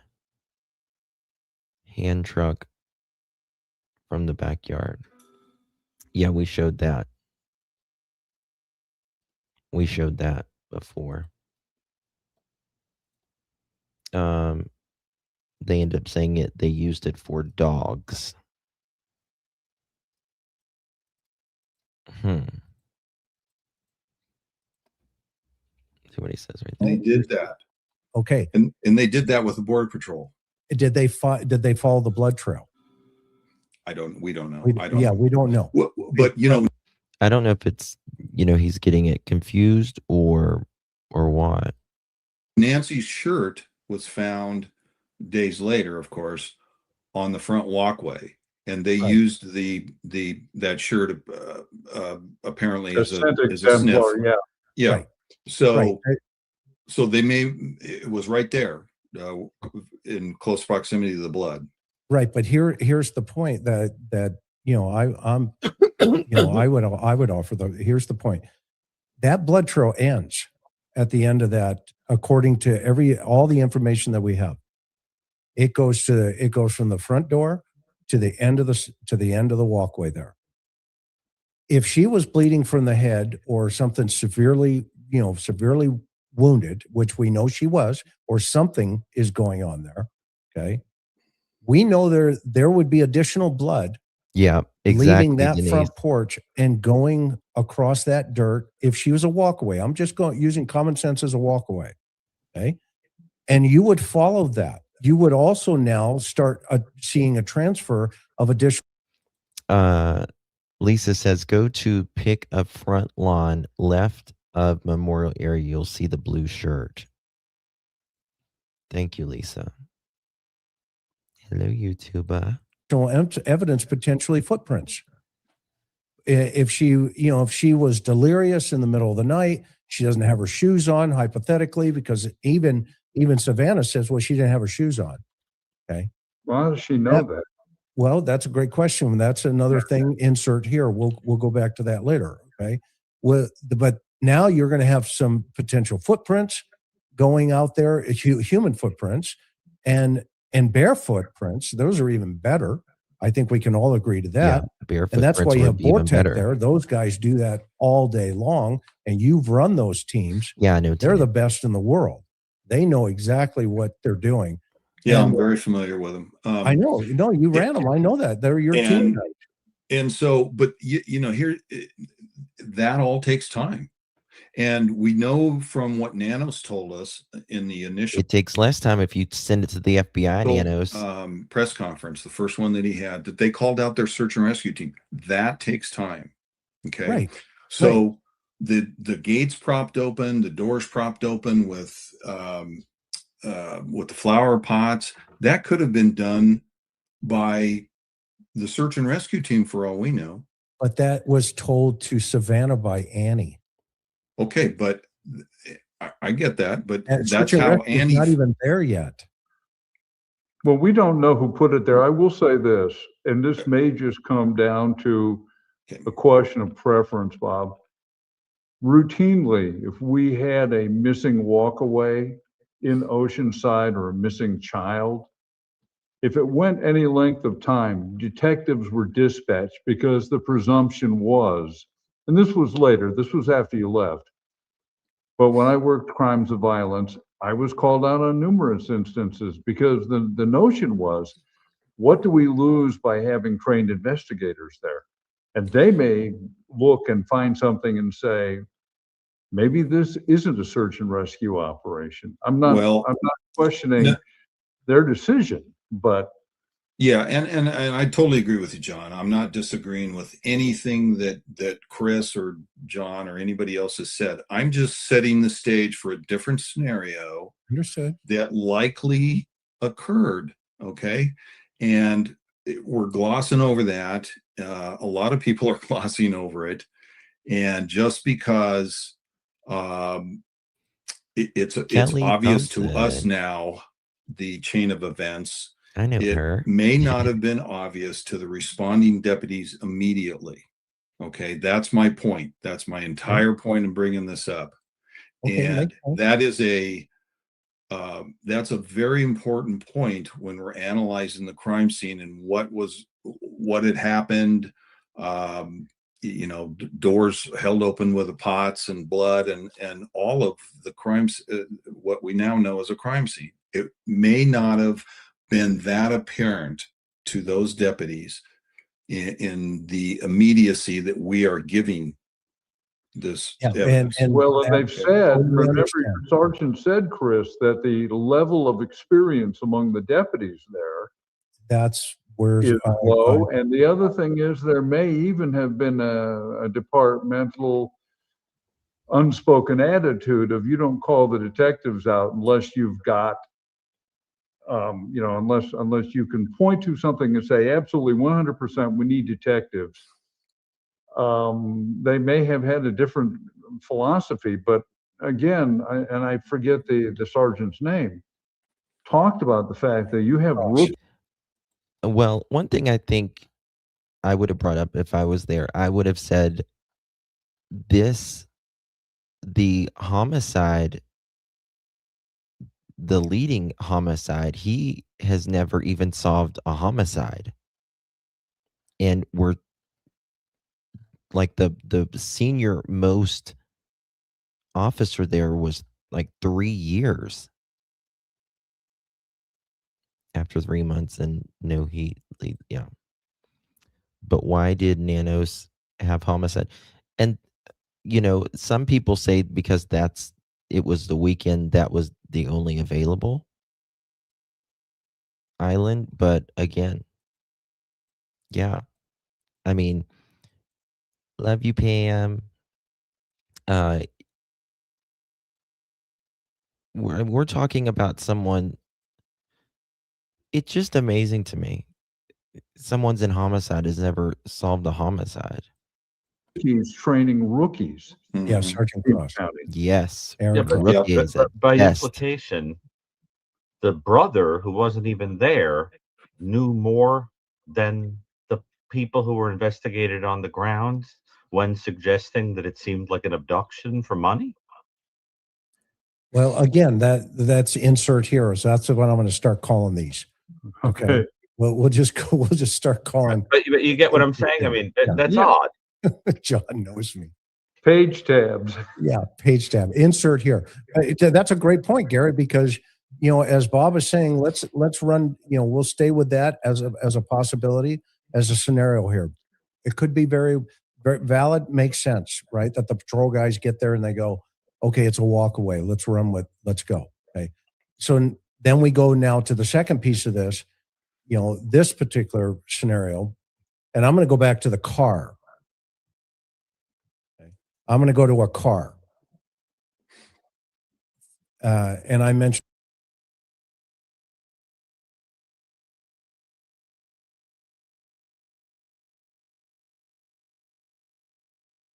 this recently with somebody. I said, well, first of all, was I muted by what the evidence looks like, Sharon, or what the crime scene looks like? I think that's what they mean by that. If this guy or gal or whoever it is, one or two, I think there's more than one. Personal opinion. Okay. I agree. I think that's a good point, Sue. It wasn't just a weekend, it was Super Bowl Sunday, so investigators took off for football.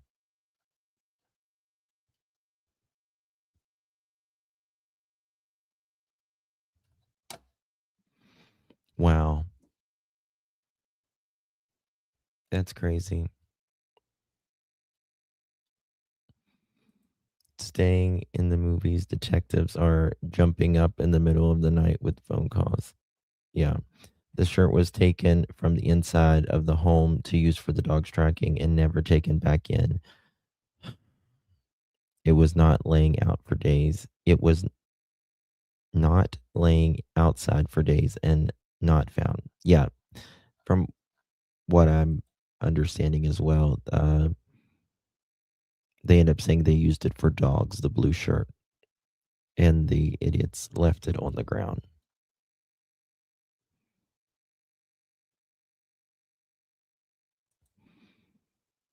Now, once the ransom came across giving the celebrity involvement at the point, most states would have happily called in the FBI. Well, yeah, but, with Nanos, Sheriff Doofy, he's got that chip on his shoulder. Makes sense. Good to see you, babies. and Nano's brother actually passed away. Yeah, a lot going on. And like, I wouldn't want to handle it if I wasn't in the right state of mind either. Right? But again, it's ego. I think we all agree on that. Yeah. Yeah, Okay. So Absolutely. we think Despite, there's despite people disagreeing with us, I think even this is where your door point comes in, Chris. well, and The that's lock where, of the door point is very important when you think about how many people were involved. and not only that, but just backing up, Gary, to where the pre-surveillance. Okay. Mhm. If a suspect, the whole reason I think they're looking for, going back all the updates, it is much easier to find a car than it is a body. If you find the car, you will find the body, because she was transported out of that house and disappeared. And so that means either A, she's nearby because she can't walk very far, or B, she was put in a vehicle and transported out. In my opinion, I think this vehicle is most likely hidden or destroyed. I think it was probably a cheaper vehicle, and it might have been used specifically for this. Out of there. Okay. I think there's been too much attention on finding the guy at the porch and not enough attention on finding the car that the guy may have had to get to the porch. And that's very interesting. Like Chris is speaking about there. And I've always said, yes, I agree with that 100%, but there's multiple ways you can do an investigation. You can try to, like Chris is saying, you can try to find this guy right here. You can try to find the vehicle. You can try to find Nancy. And it seems like they weren't trying to find Nancy at all. And it seems like they're still, and when I say, I'm talking about actually searching for Nancy. Because if you found Nancy in the beginning, she's going to have evidence on her. She is evidence, essentially. And that could lead you to finding the car, fibers, whatever. And like Chris is speaking about here, if you find that vehicle, it's going to lead you, it's going to have VINs on it. It's going to have identifications on it of the owners, right? It's easy. Once you find the vehicle and you go to the last owner, right? And even if they don't have it, this criminal don't have it in their name or something, they'll say, no, I sold that to Johnny down the road 2 weeks ago. He paid cash for it or whatever. And you go to Johnny's house. Now, particularly since there are only two major highways, two major thoroughfares that lead in and out of that neighborhood. Perfect. Okay, so now I think they're going back and looking through, and the reason they want all that video is because if they see him multiple times coming to the house to surveil, that exactly what I have stated. If he's here on the 11th and he's here that night and he's here other days that we don't know. means he also probably brought the vehicle into the environment. Yes. Yes. So criminals, like if they're surveilling something, many times they're not hiding they'll keep their phone on. Like if this person was there on the 11th, many times they don't even turn their phone off if it's 2 or 3 weeks prior. Or they're driving the vehicle that they kidnapped Nancy in days or weeks prior. And they're trying, I think they're narrowing down the types of cars that are coming and going in that neighborhood. I agree. And deciding, okay, here's an anomaly. And, you know, we just did that in the Michael Vaughn case in Idaho, where, you know, we had there was. Yes. And, you know, I cover Michael Vaughn's case. Michael Vaughn's mother's a friend of mine. And Chris McDonough right here, he worked that case. And now there's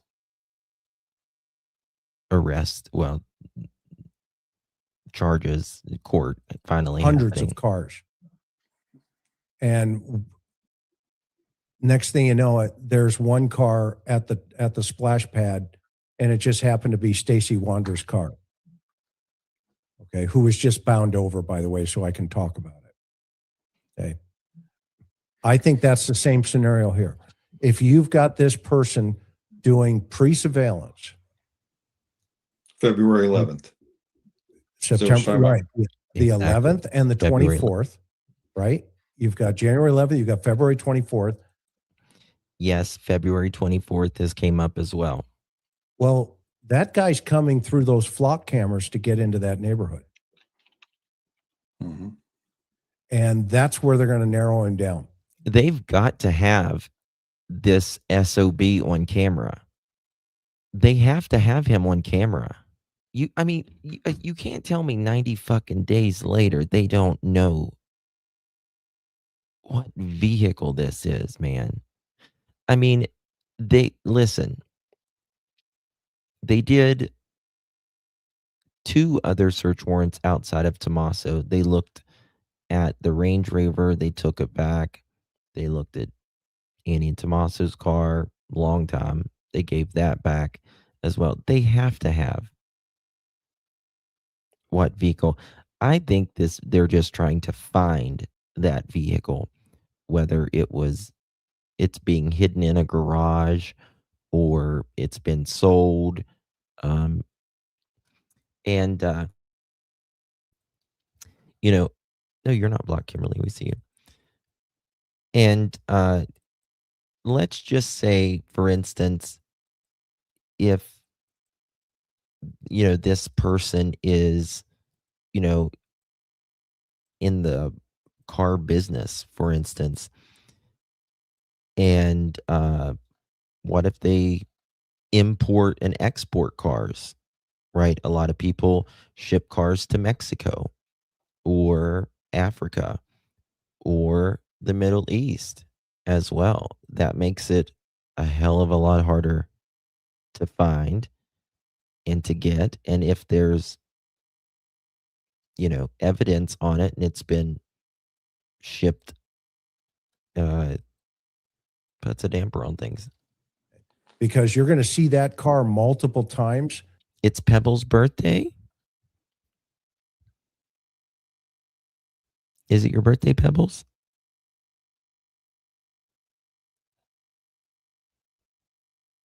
Oh, I'm sorry, Pebbles. It's your mama's birthday. If they used the car, I don't think she ever made it home. If they used the car. Well, we're talking about like a car taking her out, if that's what you mean. That'd be Pebbles. Coming in on the 1st, on the 24th, and on the 11th. And it's just a matter of let's play elimination. Yes. Now, the second problem that I think we should discuss here, or at least, you know, conversation piece here, is where do you park that car? Not talking about, you know, the porch guy or anything like that. Let's just talk about that car. Okay. Think about this, guys. Listen. If your plan is to take the victim out of the back, i.e., you're going to prop the doors open and all this other stuff, well, logically, you would think, well, let's park in the back. Okay. And or go ahead. Or the car is parked up the street with an accomplice inside of it, and you're going to use that two-way radio that you have in your pocket to call that person up once you're ready for them. Great point. Very But good then why point. take her out the back? She's not going out the back. Well, you started to say it. You pull the car up close to the back, and that would make more sense to me than taking her out the front door. Which wouldn't be visual. There wouldn't be the opportunity if you're in the back.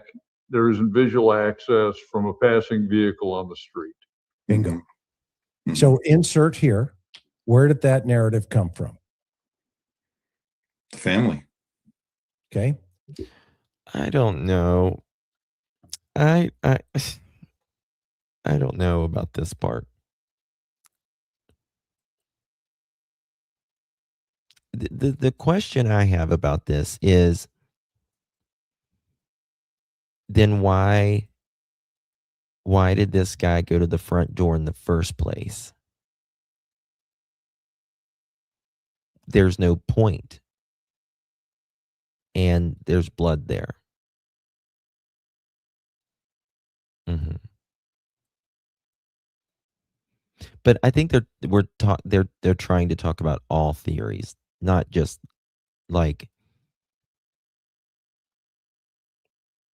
maybe their main theory.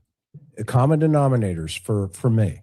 Okay. If we were to keep a scorecard, we know who was the last person to see? The family. When you guys got here, what did you see? All the other stuff, right? We just keep checking little blocks, I do agree with little numbers across the thing. Okay. Or let's play devil's advocate scenario number 2. Okay. Let's say the guy's up the street, the walkie-talkie's in play. I think that could still be a scenario personally. Okay. Something changed that the individual took her out the front door.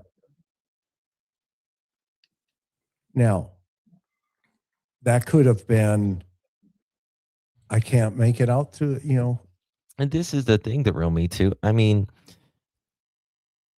it has to be almost someone very, very close. Almost in all scenarios, it's someone very, very close.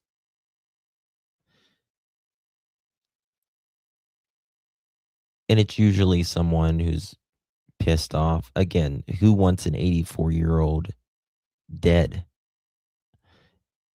And if they didn't want her dead, and it was for ransom, and things just went sideways, I mean, that's possible. It's possible. I can't get around to the front, I'm sick, blah, blah, blah. Okay. Hypothetically. But now we've got 4 lock mechanisms. Okay. I want to hear this part right here. 2 on the interior door, 2 on the exterior door. Okay. I want to know if that deputy saw those front doors locked or open, or if he was told they were locked or open. Very good point, right? Those front doors had better been unlocked, right? Those front doors had better been unlocked. Because if they weren't, first of all, I don't think criminals are going to take time to lock 4 locks back. And he's right. Did he check? Or was he told that they were locked or unlocked?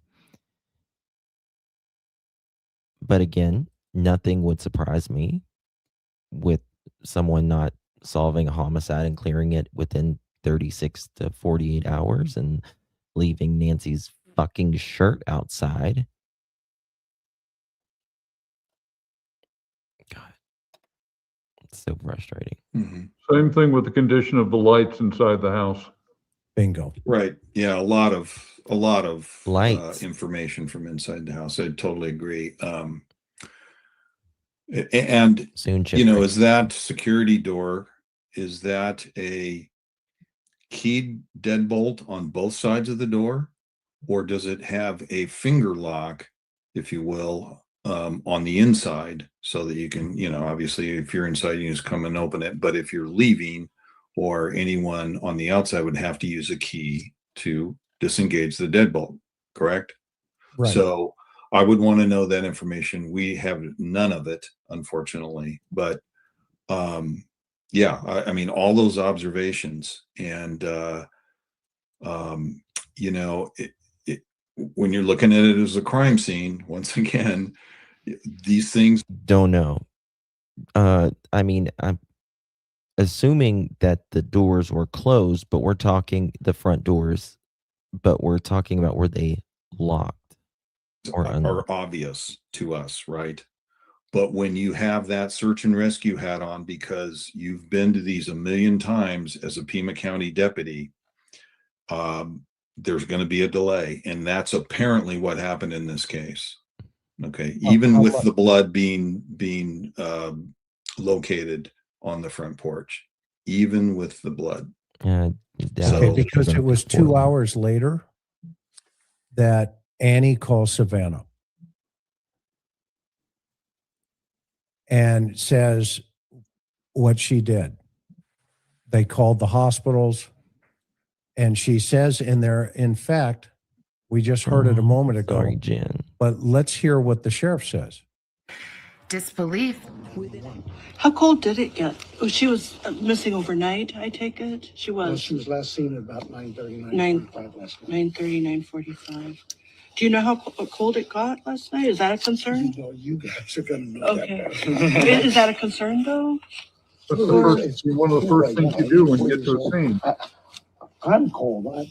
Yeah. Well, So when she was last seen, a family had dropped her off at home, is that correct?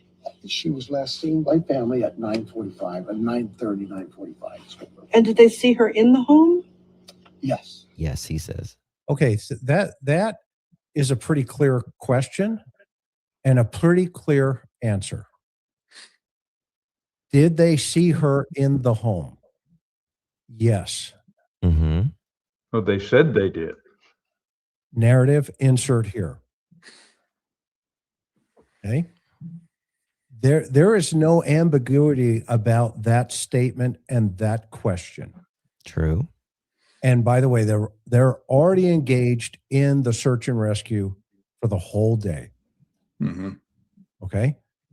Now, to me, that again, we go back to the minutia details and we start thinking about, okay, if she's in that house, what are those data points?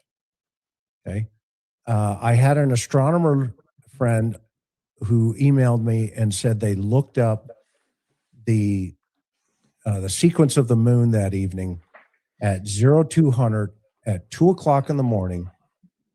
When you look at the video and you see the shadow of the suspect walking up to the porch, this astronomer said the sequence of that event was approximately 0200 hours for the shadow to be cast in the position that it was and the position of the moon. Okay. So now I think we can narrow down that guy was on the porch in that video, walking up to it with the full moon behind him. And it's 2 o'clock in the morning on the front porch. Are we talking, is he talking about the 11th? I think he's talking about the 11th though, right? Why is he doing that?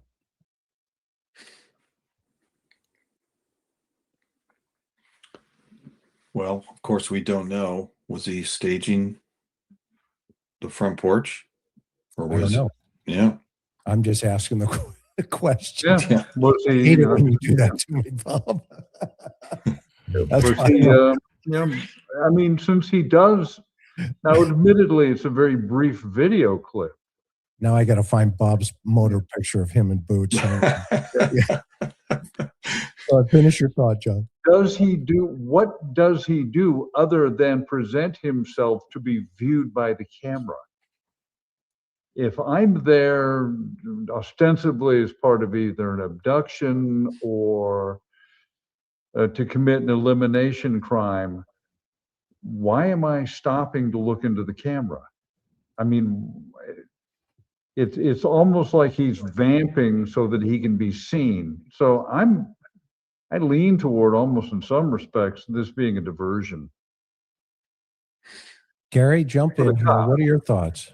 Well, I'm curious what you guys thought about the point that I made earlier, that if there really is a sort of chef, as I've said all over the place, I don't think it's a diversion. and the cook, personally. the waiter, is it possible that the chef tells the waiter that the camera is off, and then he's caught off guard to discover that it isn't, and then has to make this pathetic attempt to try to get it off?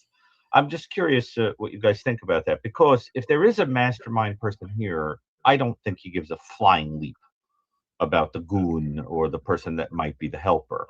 Now, and incidentally, along those same lines of we're only considering a hypothesis, not a fact, I would also say that it is entirely possible that chef and waiter are one and the same. It's just that, which is a point, Bob, you've made. It may be simpler, right? But just entertaining a hypothesis, I'm curious what you guys think about the possibility that the guy on the camera was authentically shocked to discover that it was on. I think he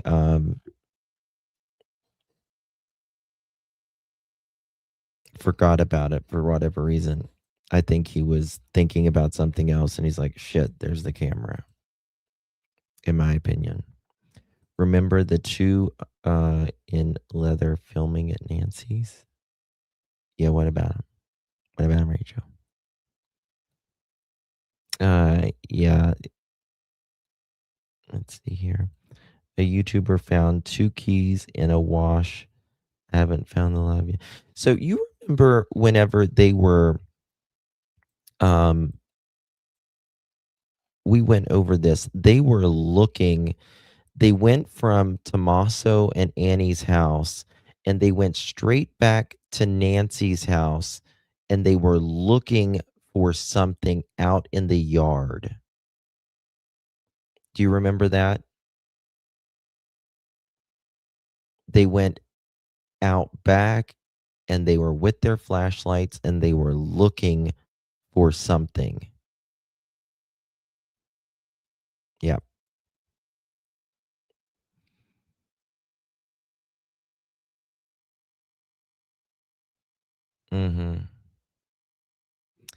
That always bothered me.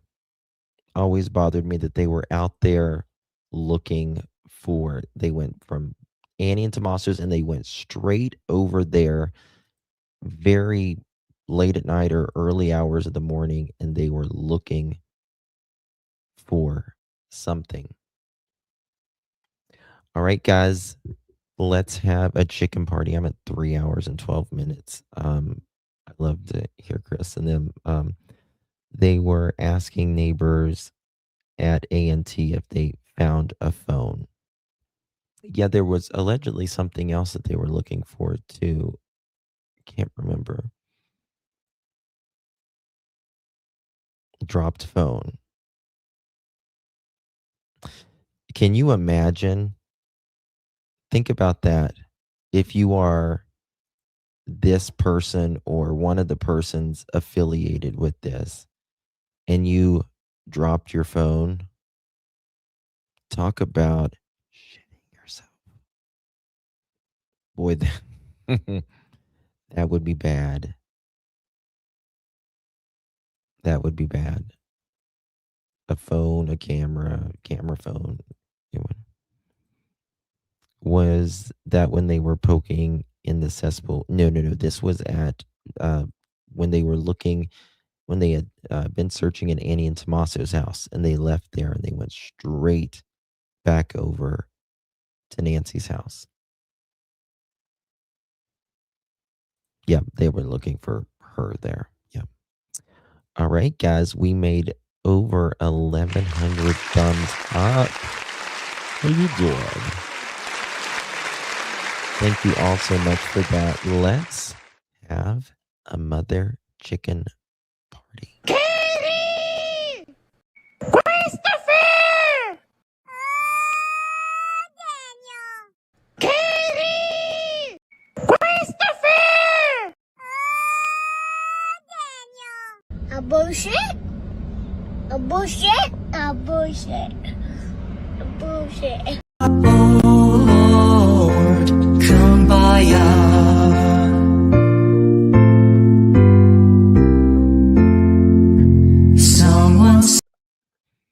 The following is an actual video of me putting on my lipstick. Girl, how I look?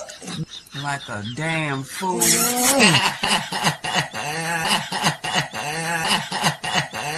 No, them veneers don't make that look no better. Girl, bye.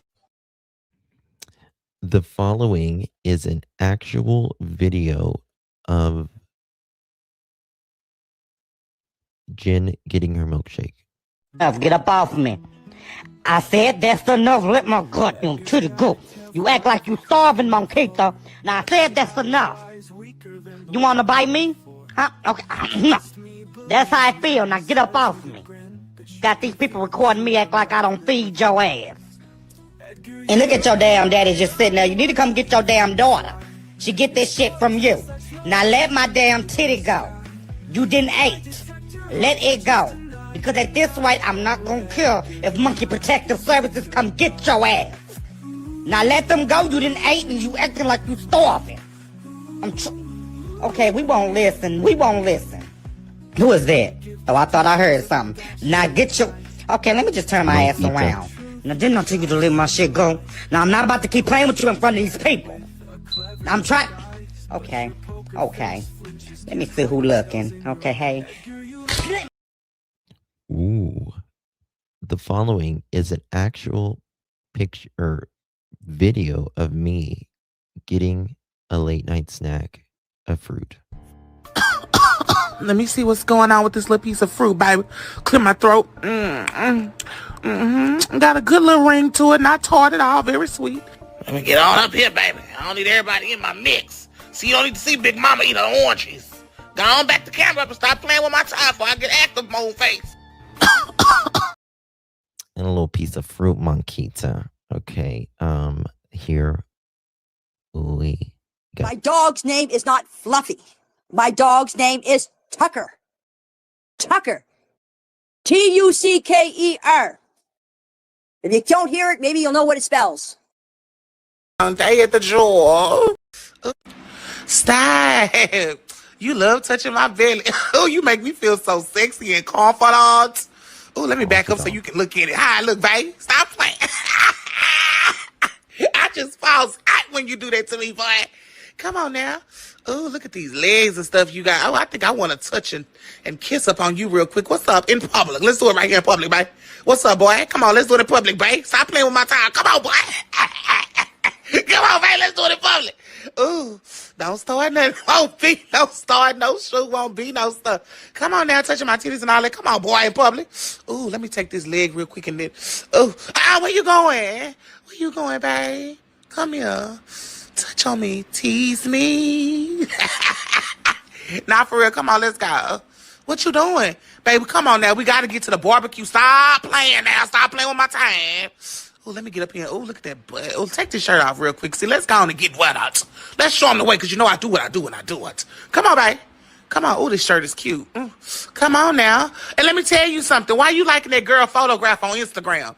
I told you about getting too friendly-handed on Instagram. Stop liking their pictures. Stop liking their pictures. Do you hear me? They don't need you, know you. Stop. Stop liking their pictures playing on my time. Come on, babe. Let's go. I'm hungry now. They waiting on us. I want me a rib sandwich with some little cheese. Boy, get from behind me. See you. The following is an actual video of Sheriff Doofy taking a midnight call.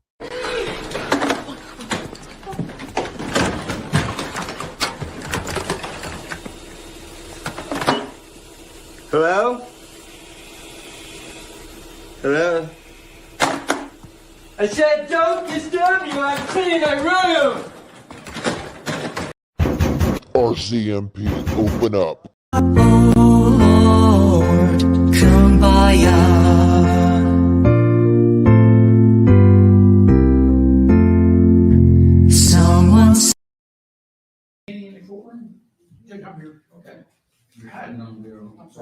Oh my God! Look at Chris. Joe Daugherty wants to watch the videotape. Is that Chris? November 26th, Mr. Feek will stay in touch with Mr. McKinney. They can shut their chicken tone, chicken bone, Google Chrome, no home flip phone, disown ice cream cone, garden gnome, student loan, full blown Indiana Jones, overgrown Flintstone, X and Y chromosome, red zone, Sylvester Stallone, AutoZone, professionally seen Silver Patron, head up. Okay. How you doing?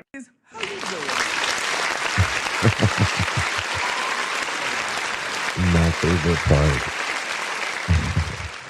Thank you guys so much. Really do appreciate you. Thank you for reminding me that. Alicia, thank you so much for the 30 joules, my dear. Really do appreciate you. Thank you so much. And Leslie keeping it real. Thank you for the 6 Julie Joules. Thank you so much, my love. Skip Record C, thank you so much for the 2 Star Jewels. Thank you so much, my dear. And Kat, thank you so much for the 300 Heart Jewels. Thank you so much, my friend. Appreciate that. And I think that's it. If I missed you guys, it's never intentional. I promise that. Thank you guys. I do appreciate you. I hope something comes out soon. I'm digging on the Nancy Guthrie case right now, so hopefully we'll have some more stuff coming out soon. I wondered if though someone was watching her at Annie's and walkie-talkies. Well, if you think about the neighbor, the night Nancy was over at Annie and Tommaso's, there was just right below Nancy's house, there was a very strange vehicle. And it seems like they were obviously keeping track on her. Yeah. All right, guys. Thank you so much for joining me. Hey, did the Murdoch trial get reversed? Oh my God, I hope not. I will fucking flip a brick.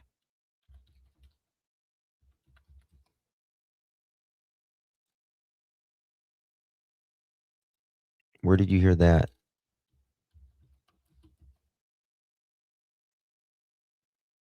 No. He's done appeals. I don't think he's going anywhere. Not that nothing out there. It's looking that way, but not confirmed yet. I'll be there at the trial. It's not on the news yet. Oh my God, I hope not. Talk about a POS. He gets a new trial. We covered the live trial.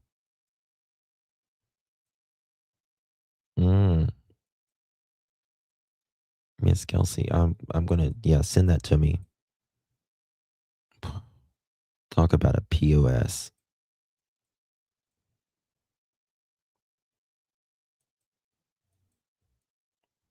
Talk about a damper. Justin, the lady from Fitz News has leaked it. Ooh, well, if she says it, I guarantee you, if she says it, it's real.